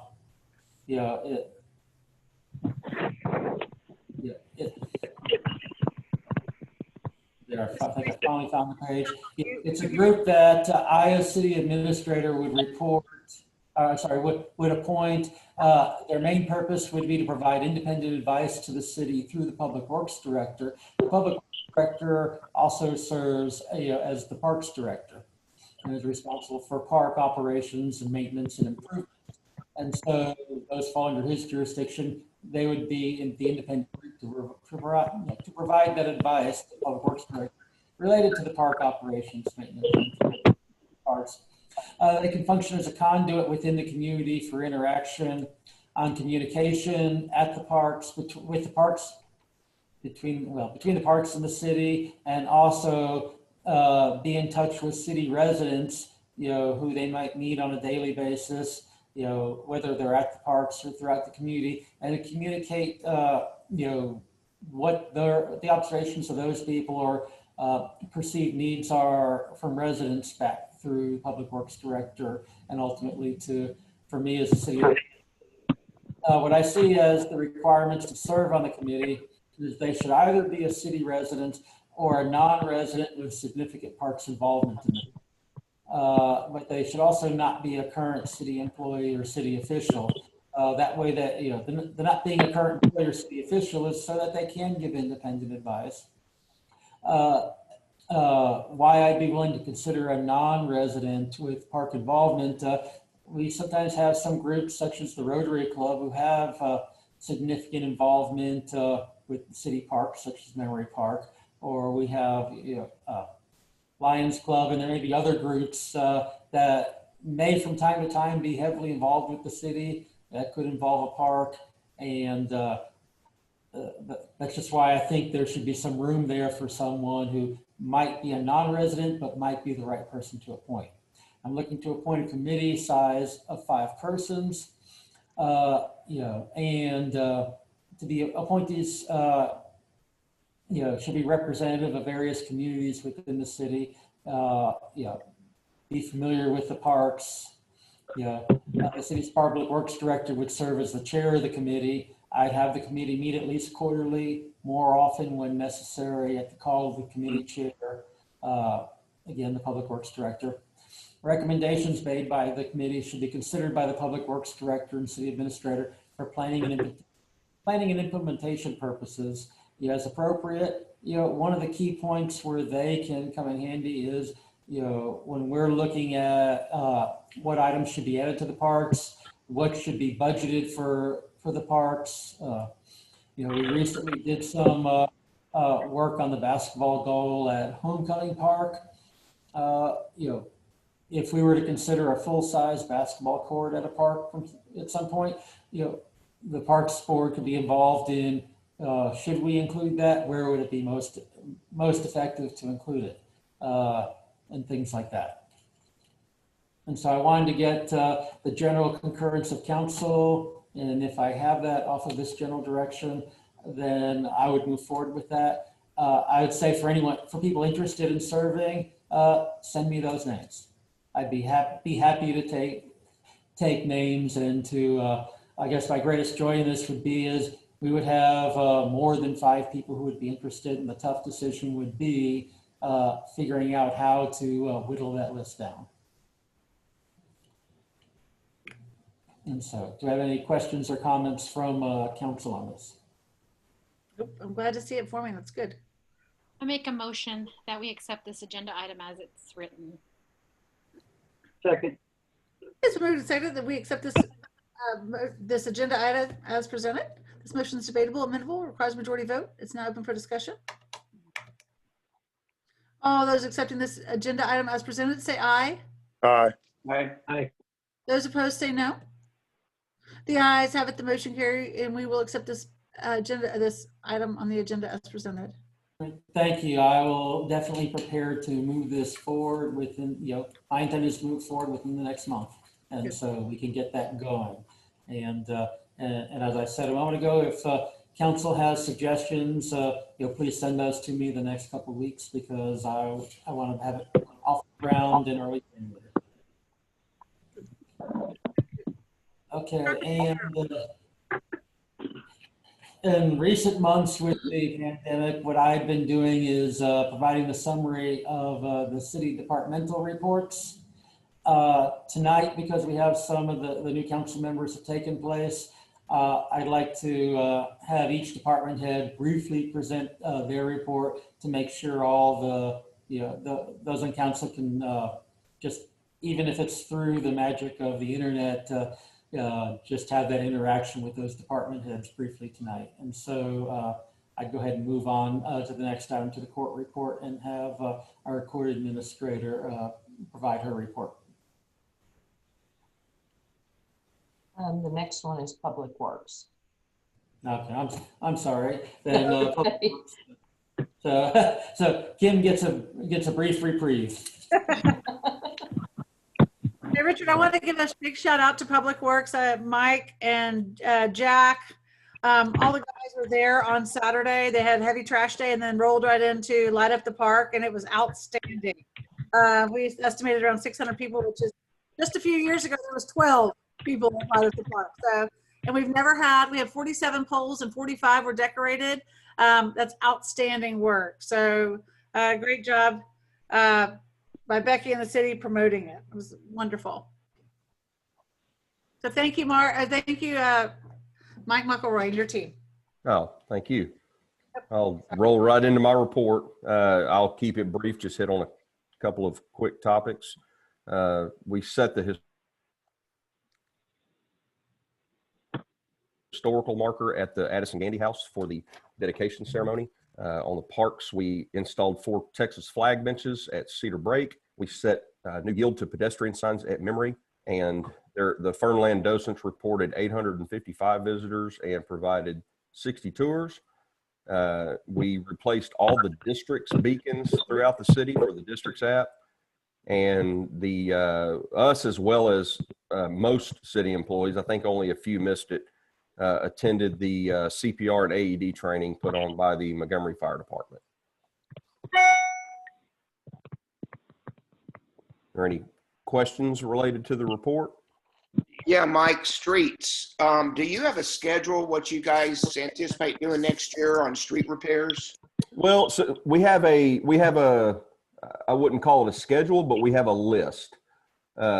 So we kept the budget for streets really conservative when we built the budget this year, total of only $90,000 for streets, sidewalks, everything, with the plan to come back to council, or with the hopes to come back to council in the second quarter if sales tax numbers are better, to ask for more. So essentially the list is going to be continuing where we left off last year.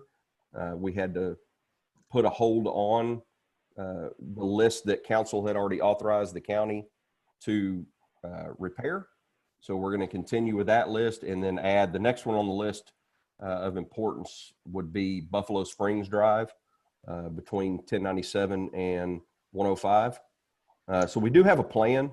Been in discussions with Richard about timing of it, and I think we're going to evaluate numbers for at least another month with the plan of probably coming back to council for an amendment on that to get those projects rolling. Okay. And Mike, anywhere in that plan, do we foresee adding parking spaces to the east side of Cedar Break Park? So next on the list is going to be expanding the north side parking, and then the second part of that list will be going to the east side of the park for parking. It's keep in mind, this is all depending on what sales tax numbers will do to allow us to do this year. Worst case is if it doesn't allow us to do it this year, it's already on the list for the following year.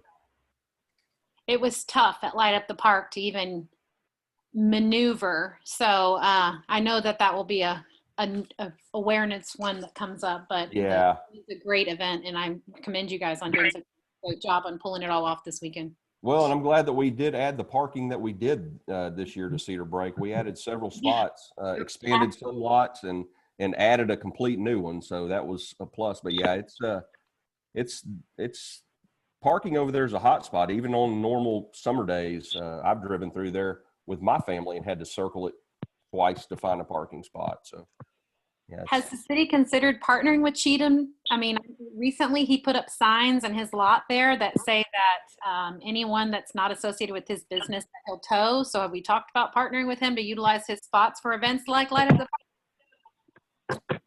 The subject has been talked about. I believe it was the National Night Out event last year. We got permission from the businesses inside the complex to use the parking, but Cheatham had come out and told people not to park there. Yeah.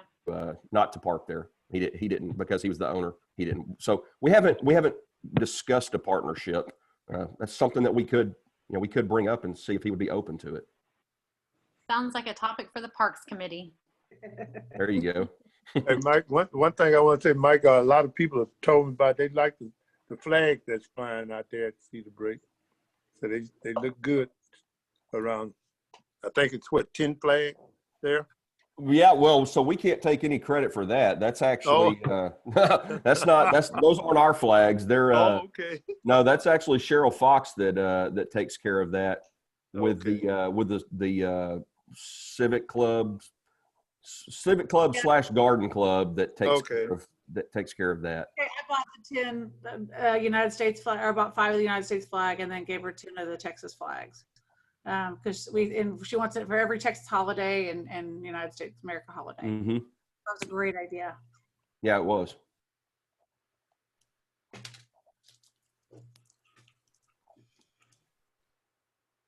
All right. Any other questions? TJ, Oh, I see you're TJ still talking. muted. Did you unmute? Yeah, he's on mute. I've sent him a message to unmute. There he You is. got me? There you go. There you are. Yeah. I saw you guys on a Baja the other day. There's a lot of debris going into that ditch or what? It's a lot of leaves collecting in it. You know, it's fall, so you know that those ditches were designed with the elevations over there. The ditches were designed with just minimal fall, so the ditches don't flow fast. Therefore, they don't carry the leaves with them like a typical fast flowing ditch would. So it's just going to be something that we're going to have to go over there periodically and clean them out, because whenever they build up around the culverts, then it just kind of dams up everything behind it. So once we got them cleared out, then the water flowed out, fairly quickly. Oh, all right. Thanks. Yes, sir.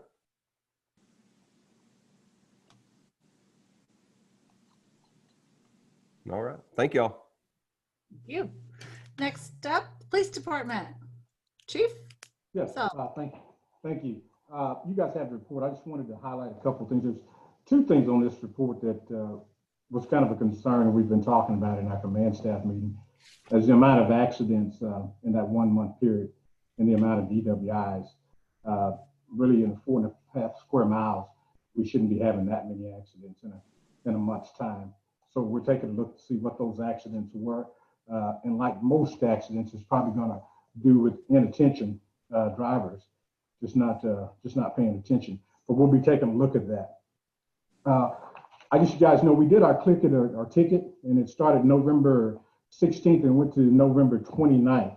Our guys did an extraordinary job. They had 452 contacts. I think I had Susan send this to you later on today.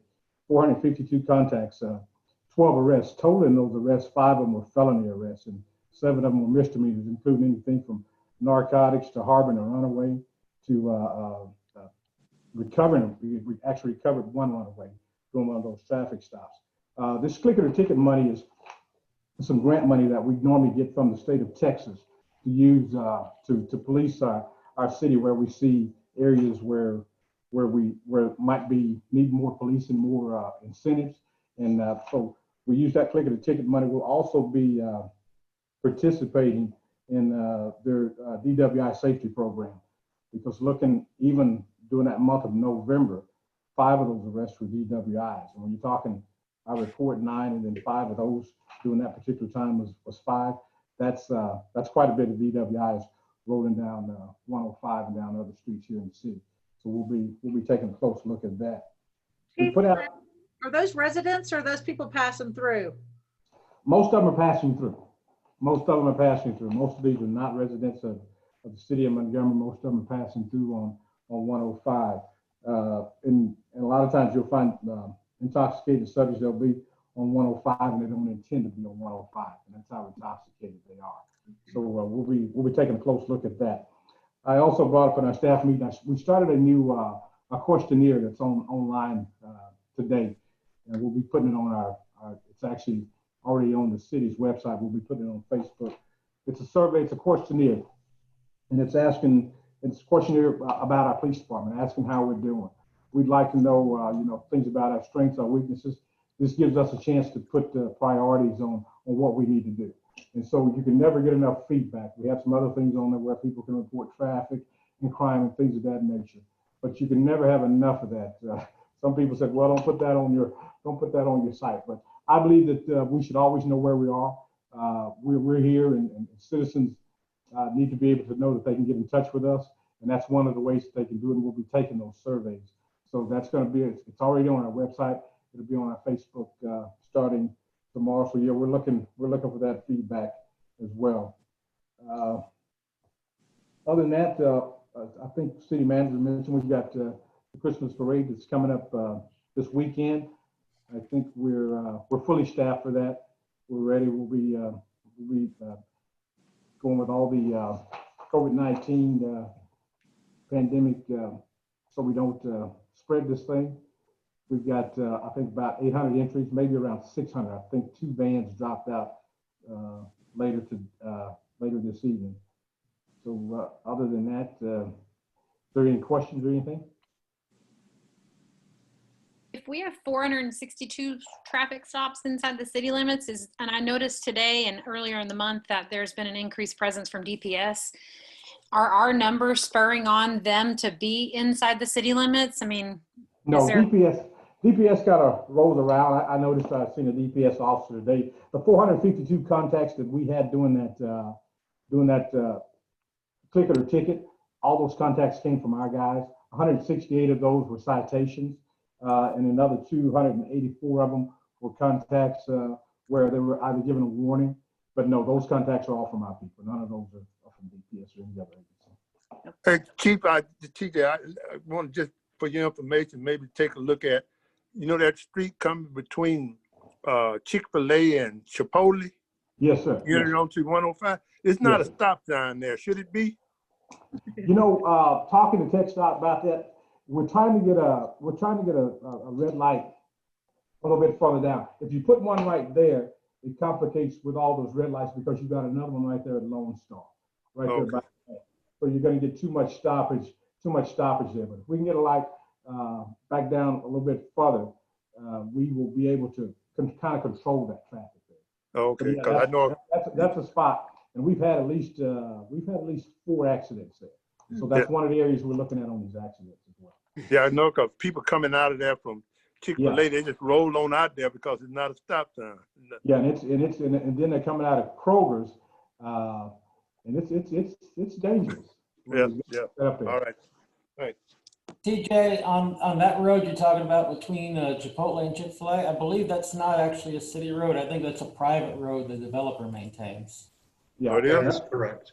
And the developer, then that's one of the things that when we're starting these projects, we need to be putting in the developer's contract to put some type of lights or caution lights in their contract where they can put those lights there for us. But if a $50 or $100 stop sign solves a wreck, then, heck, I'll write a check for that, I mean, like, how do we put a stop sign up there so that common sense applies when it doesn't? Yeah, the question there just may be, I don't know if the city has the legal standing to put the stop sign, but it's certainly something we can talk to the property owner about. Yeah, because if it's not state erected, then and it kind of makes it confusing when it gets when the other part is getting back onto 105, when your main road is 105. To your point, Chief, hey, Richard or Chief, I mean, can we, when there's a lot of development, they've got a lot of wide open space, how can we prevent, because I think that's a terrible, you have to jog over, it's not directly across. And I mean, I've almost been hit. How can we make sure, work with developers, maybe if they had made that closer to the light or further down, and not cattywampus there coming out between Chick-fil-A and Kroger. Is there a way to mitigate that? So those driveways are controlled in their location by TxDOT since it goes on to 105. So we don't have a lot of control over that since it's TxDOT that provides those permits for those driveways. I think one thing that's going to help as that development moves forward is it's going to continue out to Buffalo Springs. And so if you're able to get a light there at Buffalo Springs, if we have a lot of traffic coming, well, obviously from the north and then through town, and they're able to cut through the back of the development to get to a light there, and then also behind CVS, that will help. That's what we're looking at, the light at Buffalo Springs. We've been talking to TxDOT about that because really, he's absolutely right. It's the only thing that's going to give us some. Okay. Chief Solomon has been engaged in TxDOT for a while on that, so it's going to be a long process. But he's been on top of working with TxDOT to put it on their radar for quite a while now.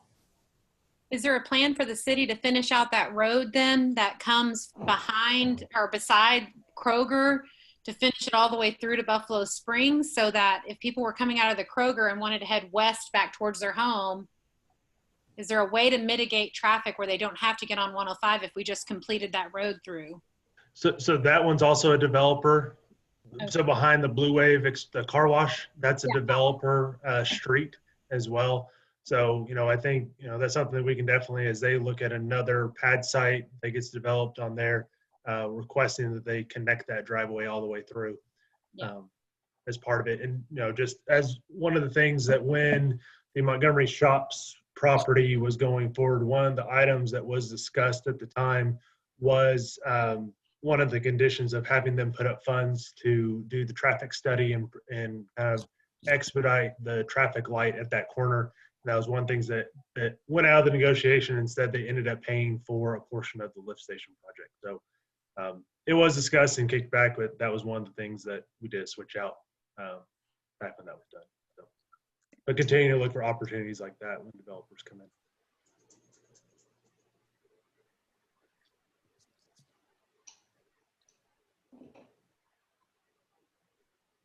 All right. Chief, are you finished or do we, is there anything I else? am, unless there's any more questions. We got you some benefits. We got you some bennies tonight. Okay. Court, next, Kimberly Duckett. Good evening, Council. The court report is in front of you for the month of October 2020. Citations were 121, and the amount collected was $25,084.90. The court's just still functioning as normal, just trying to stay afloat, and everyone just trying to stay safe. Any questions for the court report?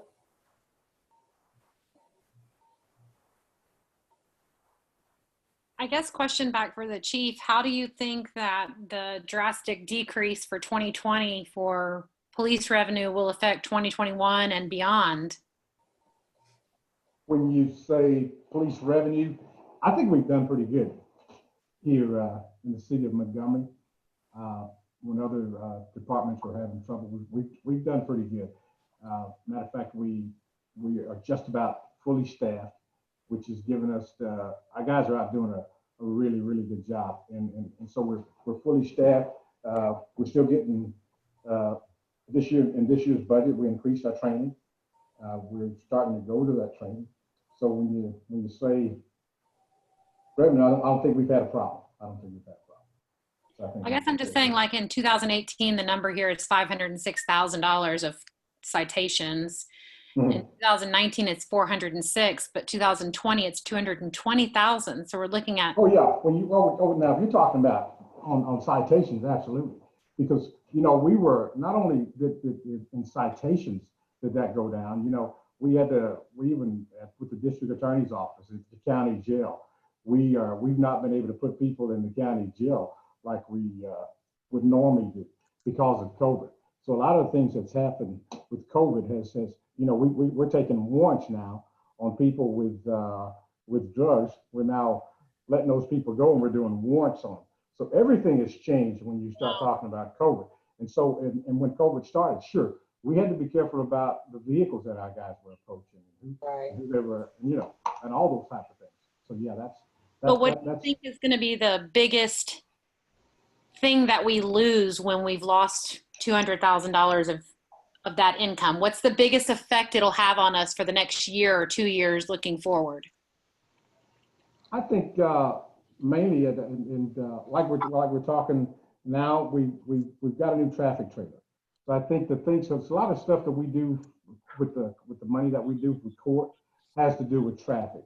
So we're trying to keep those traffic initiatives up, but we are going to lose some things in there. We're going to lose some money in there. We're going to lose some money in because we need more. We need some more trailers. We need to get more trailers around town so we can start looking at some of the issues when it comes to these accidents. And that's one of the reasons that we were talking about these accidents, because these accidents need to be looked at. And some of those things can be solved with that money that we would have had during that time. Thanks. I know in February, we're going to start our warrant resolution, which that's going to have the collections agency start sending out more warrant letters. It gets people active and just contacting us to try and make up payment arrangements. Things have slowed down, but I have seen a few payments increase on some things warrant related. We've been trying to work with people more because of the pandemic, because of everything that we have going on. So we're just trying to give people extensions, not trying to take anyone to jail, just trying to let them know that there is a solution to your outstanding traffic citations. I think also, let me add to that. I think also in the past, I don't know how aggressive we've been with our warrants. Our warrant guy is now also our training guy who's full time. And with the people that we've hired, we can now start to send 2 people out on these warrants. I don't think we've been that aggressive with those warrants in the past, but with the pandemic, kind of getting it under control, I think those are some things that we can start doing as well to improve. But you're saying, like, if we go out and we pick up somebody that's got a traffic warrant with a fine of, I don't know, $400, let's just say, but we're not going to jail somebody on a drug charge. No. And if you hear, I'm saying, once this pandemic is sort of, we've got it under control. Because once that happens, jails will start to open back up. All these things will start to open back up. And so that's what we're planning when those things are over with. Those are the things that we're planning to kind of get that revenue back up. Okay. Hey, Kimberly, I didn't tell you I was going to ask this, so please understand this is not a gotcha statement. At one point, we had a number given to us that was outstanding, all the money sitting on the shelves, and they were 1.2 million. Right. And I think y'all have done a fantastic job whittling that down. Do we know about how much money's on the shelves now? I don't, but I can run a report for that. Some of those have been due to the purge. So not a lot of those were monies actually collected because of the turnover rate we have had in the PD. Some of those were relinquished in different ways. Some of people have received time served. The warrant officer goes through on a database to check the system for TDC just to make sure no one's incarcerated. We're trying to figure out all different methods of ways to relinquish things to help everyone out during this pandemic. So I can run a report to see actually how much money is sitting on the shelf warrant related. Just curious. I think that would be helpful. I know y'all have done a lot of great work of chopping away at that. I'd love to see what the difference is. Okay, no problem. Thanks.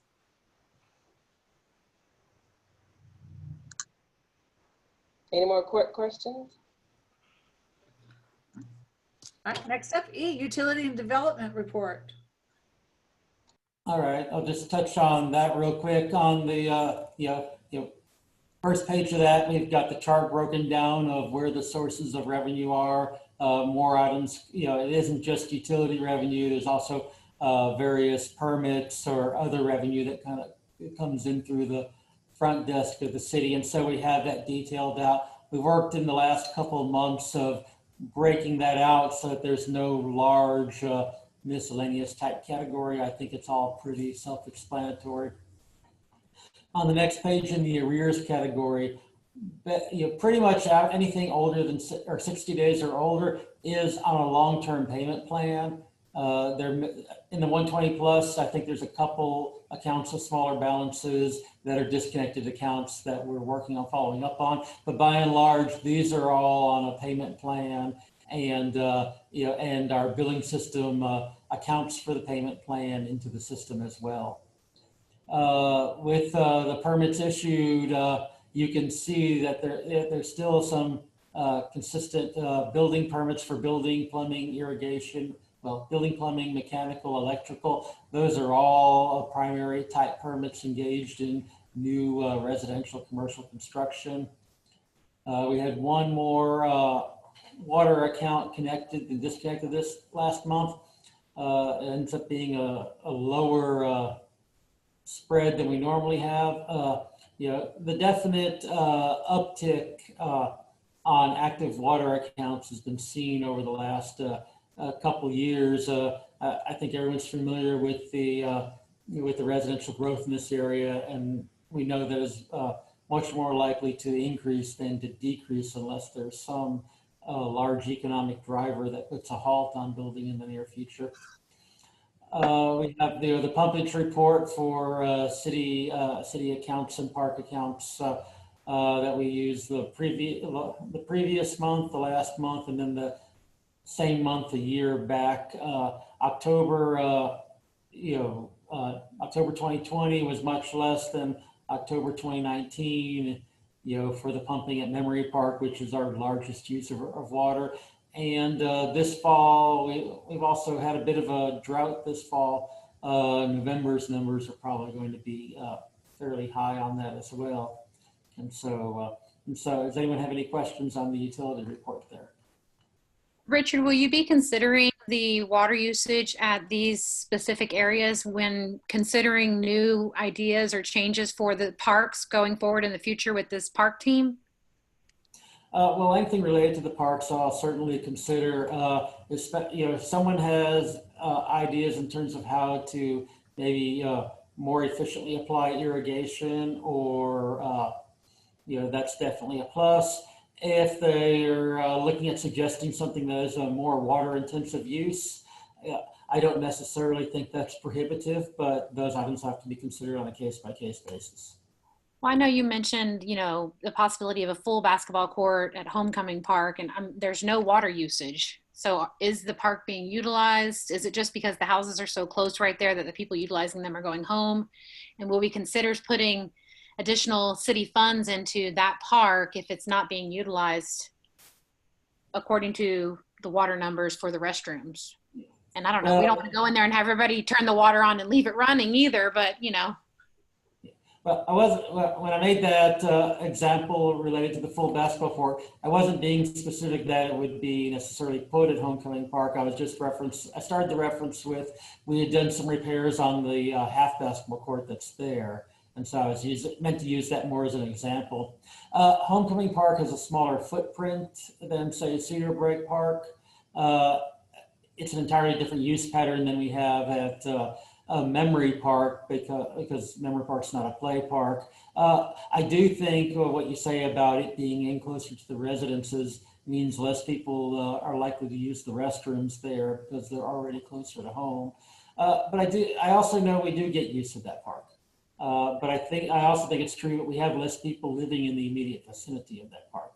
And the amount of people that use the park and are in the vicinity of it are something that the Parks Board and the Public Works Director should consider when they look at other items that might be added to or changed at a park.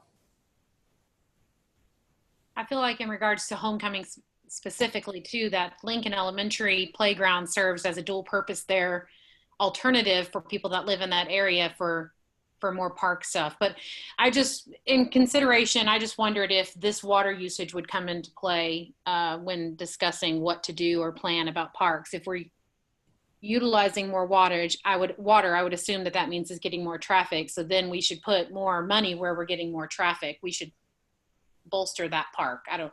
Just a thought. Yeah, but I think these parks, they're more likely to use water for the most part on the irrigation than they are in restrooms for the most part. I'm not intimately familiar with the irrigation systems at Homecoming Park. I do know we have a fountain at Cedar Park that we don't have at Homecoming Park. And Memory Park just can't be considered as an example because of the amount of water that is occasionally used to keep the lake level full. But your point is on target with regards to wanting to make sure people are using the park before you put in something that's not going to get used. Thank you.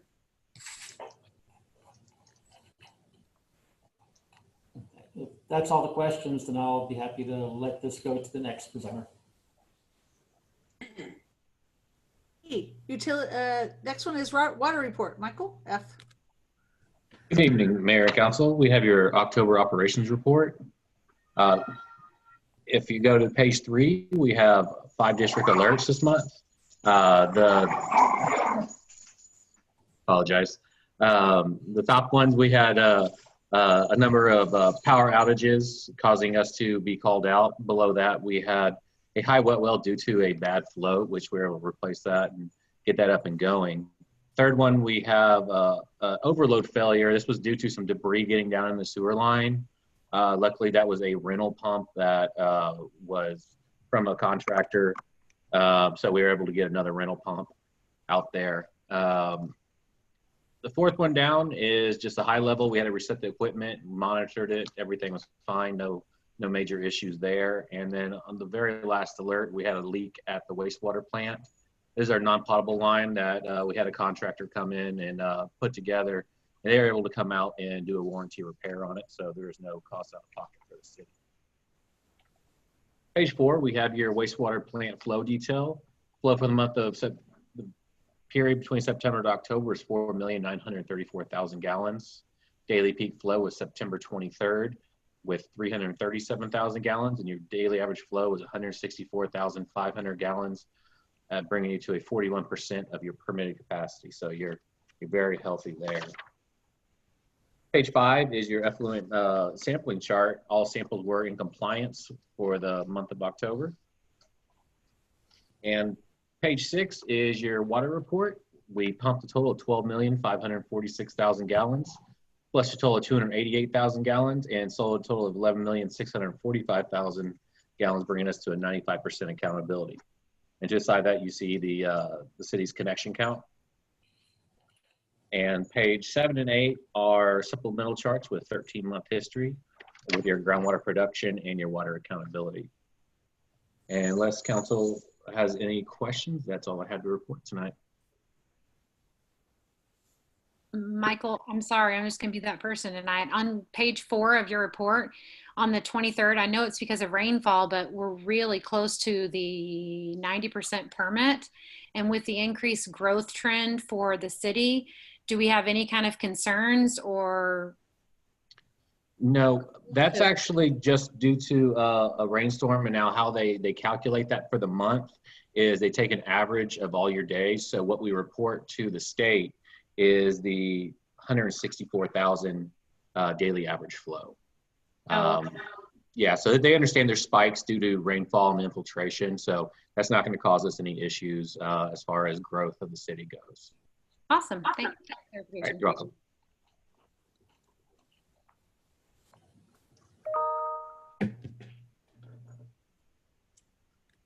Any other?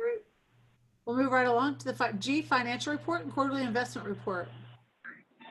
Okay, good evening, ladies and gentlemen. I'm just going through highlights of the financial report. If you turn to page number 3 of that report, your account balances. As of October 31st, you have roughly about 4 months worth of reserve, but with the sales tax that's come in over time, you have about 5.5 months now, because there was a large chunk that came in, just over 400,000 in sales tax for the month of November. So now you're roughly 5.5 months reserved for your general fund. For your MEDC fund, on page 4, about 2.25 years. Now it's up to about 2.5 years of reserve currently. And then for your utility fund, about 14 months as of 10/31, currently about 15 months. On your cash flow, just pointing out a few items on there, page 5, there were a couple of vehicle purchases that were from your last fiscal year, one for Public Works for just over 45,000, one for PD for 29, and then there was also some purchases of computers for 41,000. These are all last fiscal year items that came in at the beginning of October. Now, the one items that you will see on your budget on the next few pages coming up are for the home program for 27,000. For 27,000 and for 268,245. We did receive the money from the comptroller's office towards the end of November for just over 301,000. That will show on your next report. I believe the next meeting's January 26th. So on that report, you'll see that offset for those two expenditures. I think those are the only items to point out there. On your budget, page 11, we did, well, I think the amount that you received for October for your sales tax, about 100 was 170,000, almost 171,000. We did receive the 416,000 total for sales tax. 312,000 of it is for your general fund, and a little over 104,000 for your MEDC fund, which was transferred back in November. And then that's the largest month we've ever had. the 413,000. That's the highest I've seen.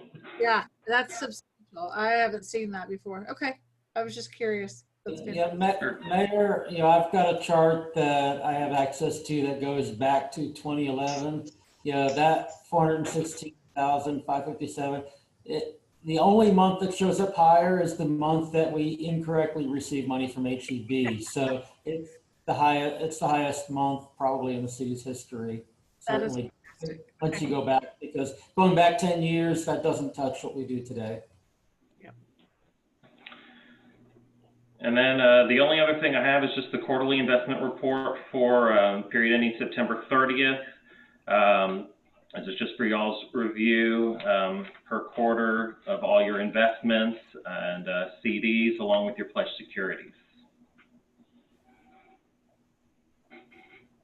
That's all I have unless you have questions.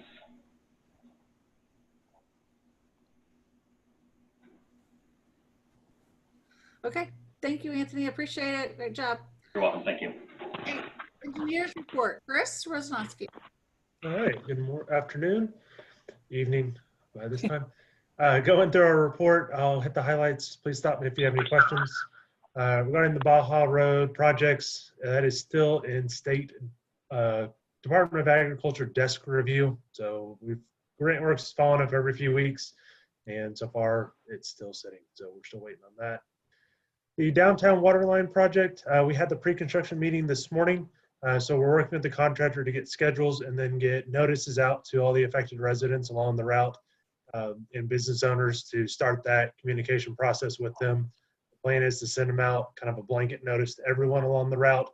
And then as we actually have schedule and those times that specific areas will be affected, they'll get additional notices. So we can communicate with them on that. And we'll let you know. Again, we don't have a schedule yet, but they're ready to get started. So here we'll be moving. Item number C, the water plant number 3 improvements. As Richard mentioned, we'll talk about this project along with the GLO projects and the Anders Branch Drainage Analysis, all a special meeting, kind of dive into the details of those, and we can talk. Then last item on page 1 is the lift station number 1 replacement project. We'll talk about that later this evening as well regarding the liquidated damages and discuss how to move forward on closing out that contract. Moving over to page 2, looking in the development section, we did receive the first round of plans for Town Creek Crossing Section 1. This is for the first 100 homes at the corner of Buffalo Springs and Lone Star Parkway that you've seen is under construction. We are reviewing those and we'll have comments back out earlier this week. Back to them. Next items at the bottom, the Town Creek improvements that TxDOT did. They're still waiting on material, so we're going to coordinate with them for the material for the riprap around the crossing there at the creek. On the camera track thoroughfare study, so earlier tonight y'all approved the escrow agreement for the camera tract as well as the utility and economic feasibility study. I'm not going to go into a lot of detail because we'll go into detail on that development with the study. But what this item is they had additionally submitted a deposit and an agreement with the city to just look at the thoroughfare portion because according to your major thoroughfare plan, there is a thoroughfare that goes through this tract. And so that is something that drastically impacts their development. So they wanted to get a jump start on that one. So we're working through it to see kind of what they're proposing, how it affects the city's needs, developers' needs, and see if there's a way to hit all the goals. And again, this will be presented kind of all back to the city and we'll go into detail on options, et cetera. So we don't have much data at the moment, just more of an update. And then the last items on page 3, the Atkins Creek project by TxDOT. We just had a call with them earlier this month or last month, and they have changed the timeline of that. It's now not expected to go to construction until 2026 because they don't have funding slated for it. So it's one thing that they said that they'll keep it on the radar, and as other projects kind of fall off the funding list, they'll try to move it up. But essentially, as of right now, they won't do any work on that until additional damage occurs and we get back out there. So we'll keep our eye on it and kind of keep them in the loop if we see continual or more damage or potential damage that we get them involved. So, and then regarding the right turn lane on 105 and 149, we're working through a easement issue currently with them. That was done as just an access easement by the property owner of the corner to the rest of the Brookshire Brothers site, and getting that officially released. So TxDOT will accept that right away, but that is still on schedule to go to construction next summer to do that turn lane. And that is all I had, unless you had any questions for me. Yeah, hey Chris, on that riff wrap, is that the type of rock they're gonna put in there, or what is that? It is. It's crushed concrete. It's 18 to TxDOT has slightly different terms, but it's 18 to 24-inch diameter kind of concrete boulders that they'll place in there along the bottom and along the sides, right where it goes underneath to protect against erosion. Man, it seems like they would have that on hand. It's hard to get to, I guess. All right, thanks. What they're telling me is as they're digging it out is they're having a hard time getting a hold of materials, and that's one of them. And so it's scheduled to be delivered to their yard. And once they did, they had a whole list of projects to go and put it back on. Okay. All right. Thanks, Chris. Sure thing. Chris, on the camera track, are you just looking at thoroughfare? Or are you looking at runoff, traffic flow, anything else? Right. So it's everything. So there's kind of two pieces. So the piece on our report is just the thoroughfare portion, because that's what they had deposited money for. What the consent item earlier was for the full feasibility study, which looks at water, sewer, drainage, traffic, taxable revenue, impact fees, kind of everything that goes along with that. And knowing that, a lot of this development is it's outside of the rest, it's well out there, as you're aware, and we have concerns and questions that we've asked are, from access standpoint, 500 homes, where else are they going to go in and out? Because that track does, connect over to Stewart or Spring Branch Road. Is that in their long-term plan? And also the phasing of it. So just a little bit about this development is their current land plan has 517 lots of all a third or a half acre homes. And their projected sales price is between $450 and $500 per home.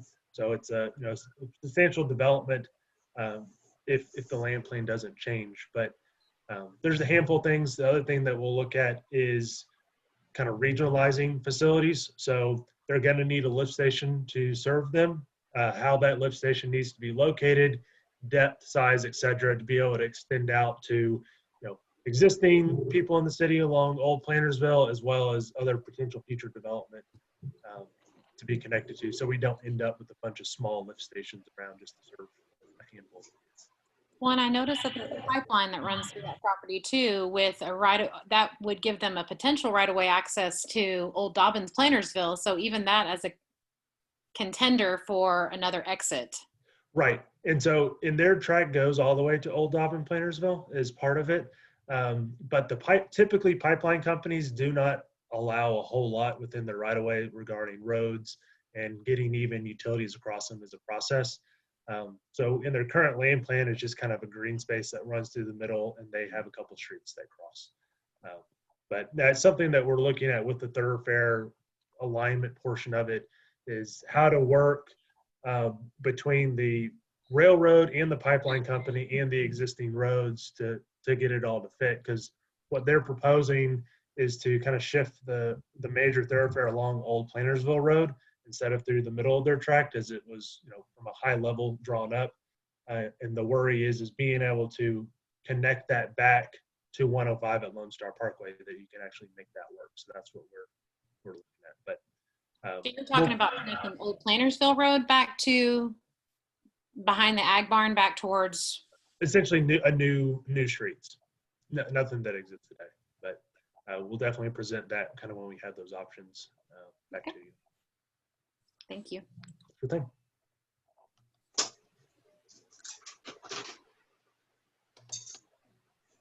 Chris, I was asked, were we given funds for, is it Town Creek that's underneath 149, close to MLK?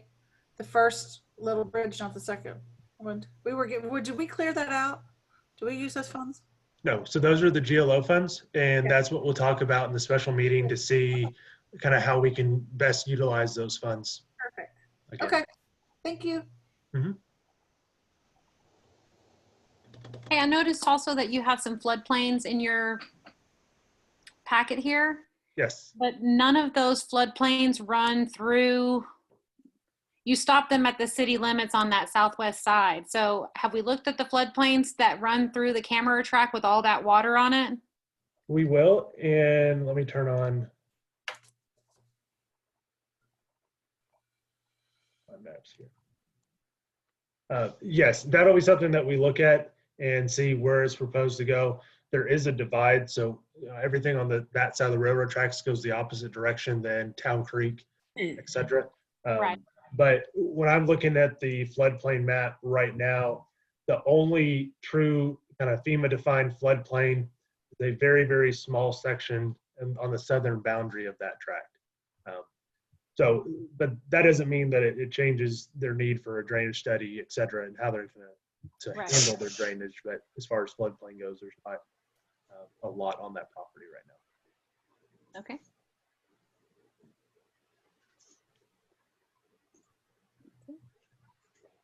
Okay.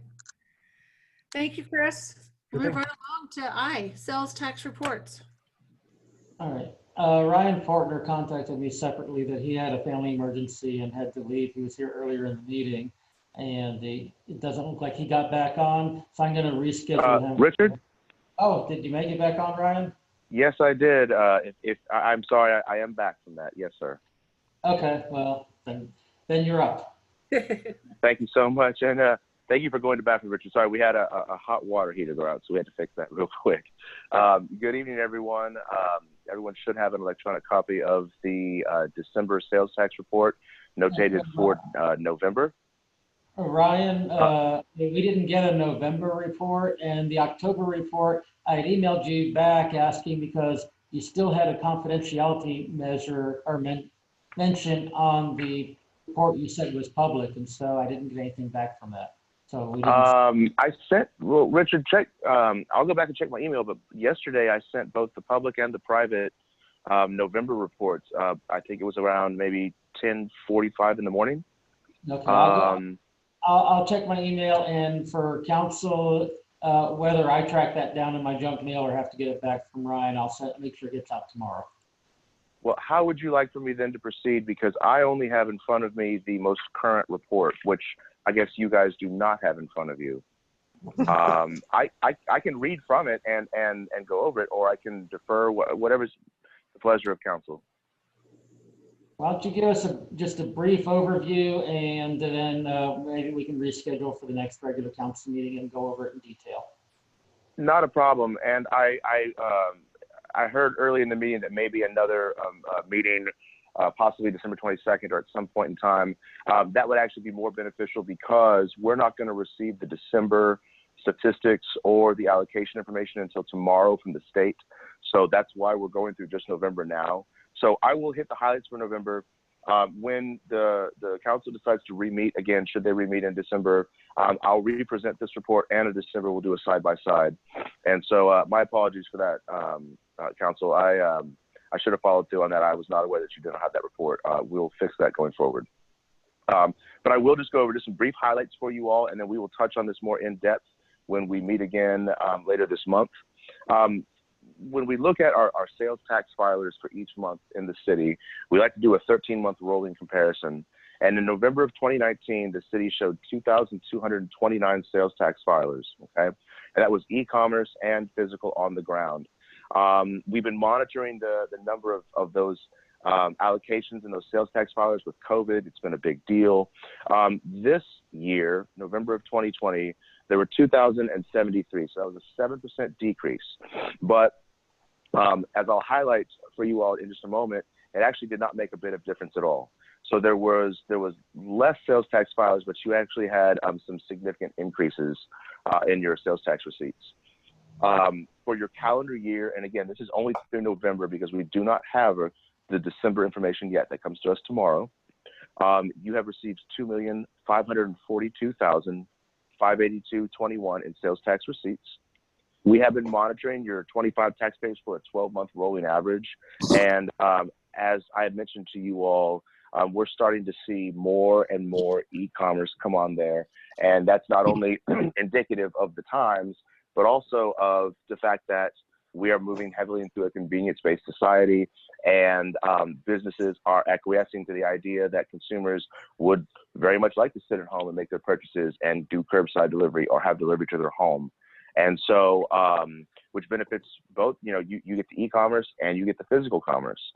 So we will look at that when you have a hard copy in front of you, and we can go over all of the e-commerce that you all are seeing. I reviewed your top 25 sales tax filers for the month of November. Richard and I had talked. November was a very high allocation for you all. And I think we all have a little bit of PTSD from when we received that very large overpayment from HEB.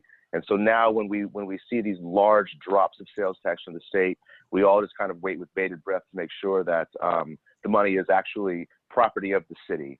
And I went through and reviewed that, and I gave him a detailed analysis.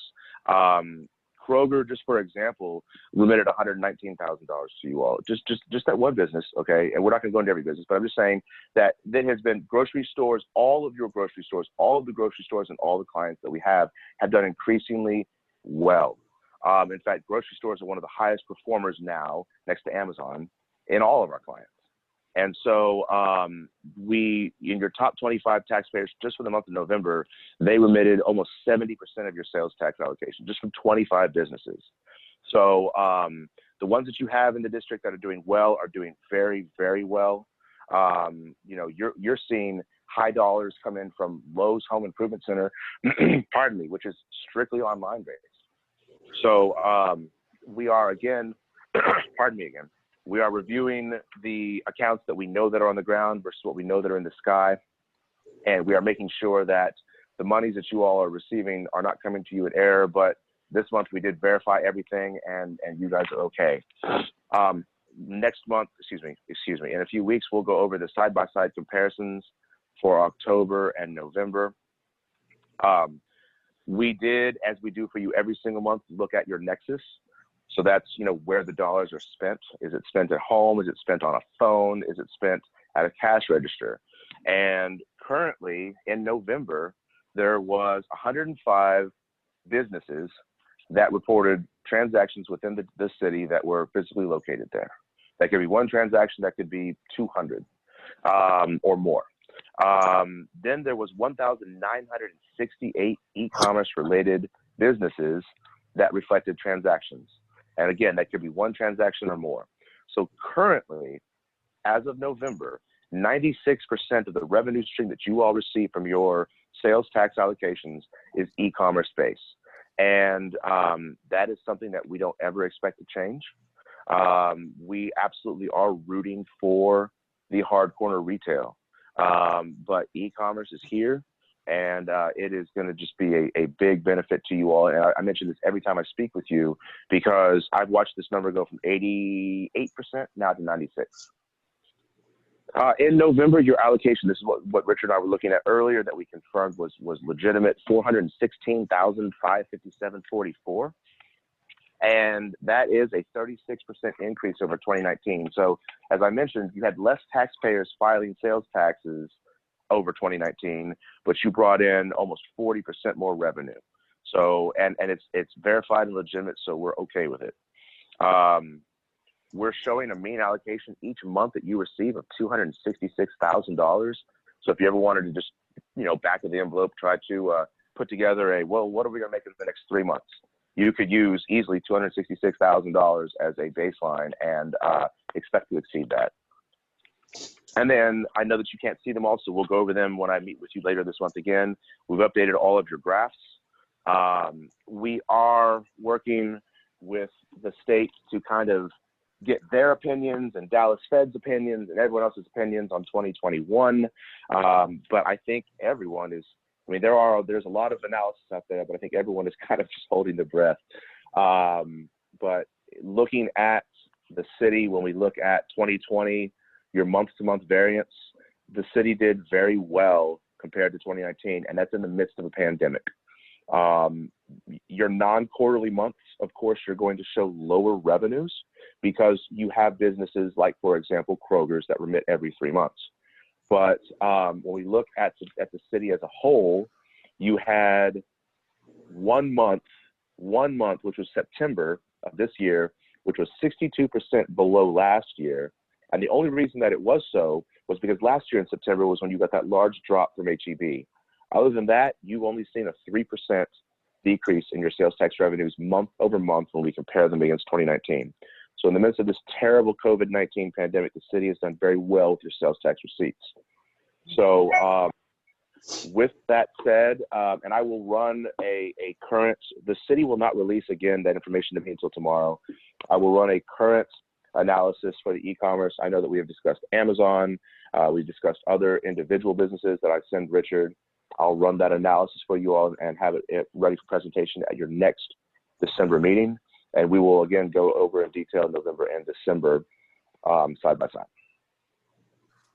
Excellent. Yeah, so I know that we all had trepidations this year. We were all worried, but the city has done very, very well with sales tax receipts. So, you know, if there's any positive lining to 2020, that would be it. Tom, have you noticed a big uptick in your business? I mean, we're doing fine. Nothing to write home about, but yeah, we're holding our own. Okay, good. All right. All right. Thank you so much, Ron. I appreciate it. That was good. Absolutely. Thank you all. It was fascinating. Sarah, I'm not sure, you may know this, but does MEDC use this list that he's talking about, the top 25 sales tax producers for the city? Does MEDC even consider this as a way or a list to pull in new brick and mortar stores? So like if Lowe's Home Improvement is on the top of the list, what are we doing as a city to kind of draw them to bring a brick and mortar here? So we haven't, to my knowledge, we haven't done anything, but I think he said that was more online. So Right. I don't know that they would ever invest coming here if that was all online business. Clearly, because they don't have anything down. So, yeah, and the thing with Lowe's hadn't even made any significant place on our list until just recently. So it's really the changing nature of the economy. And I do think there's ways that the city can look to capitalize that in some ways, potentially permanently. For instance, I mean, the most important thing at sales tax is the location of the point of sale. And when you order it delivered to your home becomes the point of sale. That's why we got that. That's why we have so many e-commerce businesses that are paying taxes that Ryan refers to. Well, and I know why Lowe's is on there. The price of lumber just shot up. It's double the price. McCoy's has been out for the last 3 weekends in a row. So it makes sense that people are now ordering on Lowe's because it's the next cheapest place because McCoy's is out of stock. Yeah. But and McCoy's has quickly worked their way near the top of the list here in the city in the maybe the 2 years they've been open. And yeah, and if they're then moving from that, but ordering online and having it delivered from Lowe's, that's just more to the city's benefit then.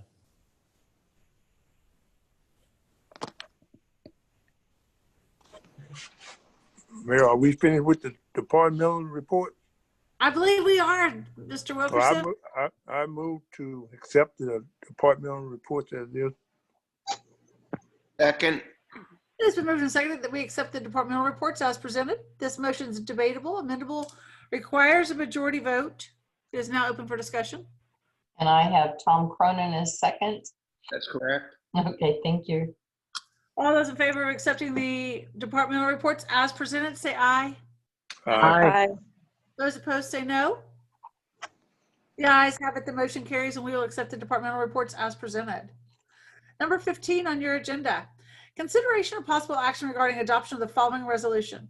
A resolution of the City Council of the City of Montgomery, Texas, authorizing the mayor to execute any and all documents on behalf of the City of Montgomery, Texas, necessary to effectuate the purchase of property from Montgomery Independent School District, including any loan documents related to such purchase.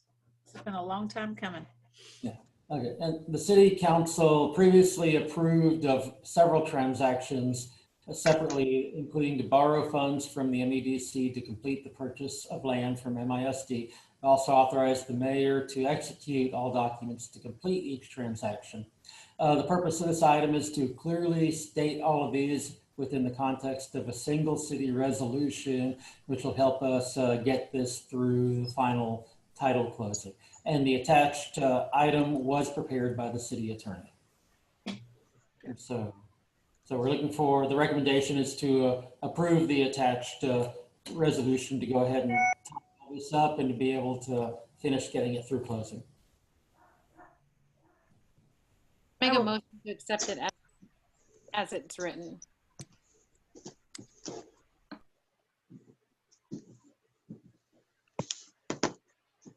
Wait, is there a What? I didn't hear the motion. second? Julie made a motion to accept number 15 as presented. I second. It's been moved and seconded that we accept the resolution as presented. This motion is debatable, amendable, and requires majority vote. It is now open for discussion. All those in favor of accepting the resolution as presented, say aye. Aye. Aye. All those opposed, say no. The ayes have it, the motion carries, and we will accept the resolution as presented. Executive session. The City Council reserves the right to discuss any of the items listed specifically under this heading or for any items listed above in executive closed session as permitted by law, including if they meet the qualifications in sections 551.071, consultation with attorney, 551.072, deliberation regarding real property, 551.073, deliberation regarding gifts, 551.074, personnel matters, 551.076, deliberation regarding security devices, and 551.087, deliberation regarding economic development negotiations of the Chapter 551 of the Government Code of the State of Texas. Number 16 on your agenda, adjourn into closed executive session as authorized by the Texas Open Meetings Act, Chapter 551 of the Government Code, in accordance with the authority contained in the following. A, Section 551.071, consultation with attorney, liquidated damages for lift station number 1 contract. I do know that Richard Tram has sent us a new Zoom link, so we will go into executive session. It is exactly 8:37, and I'll see you over there.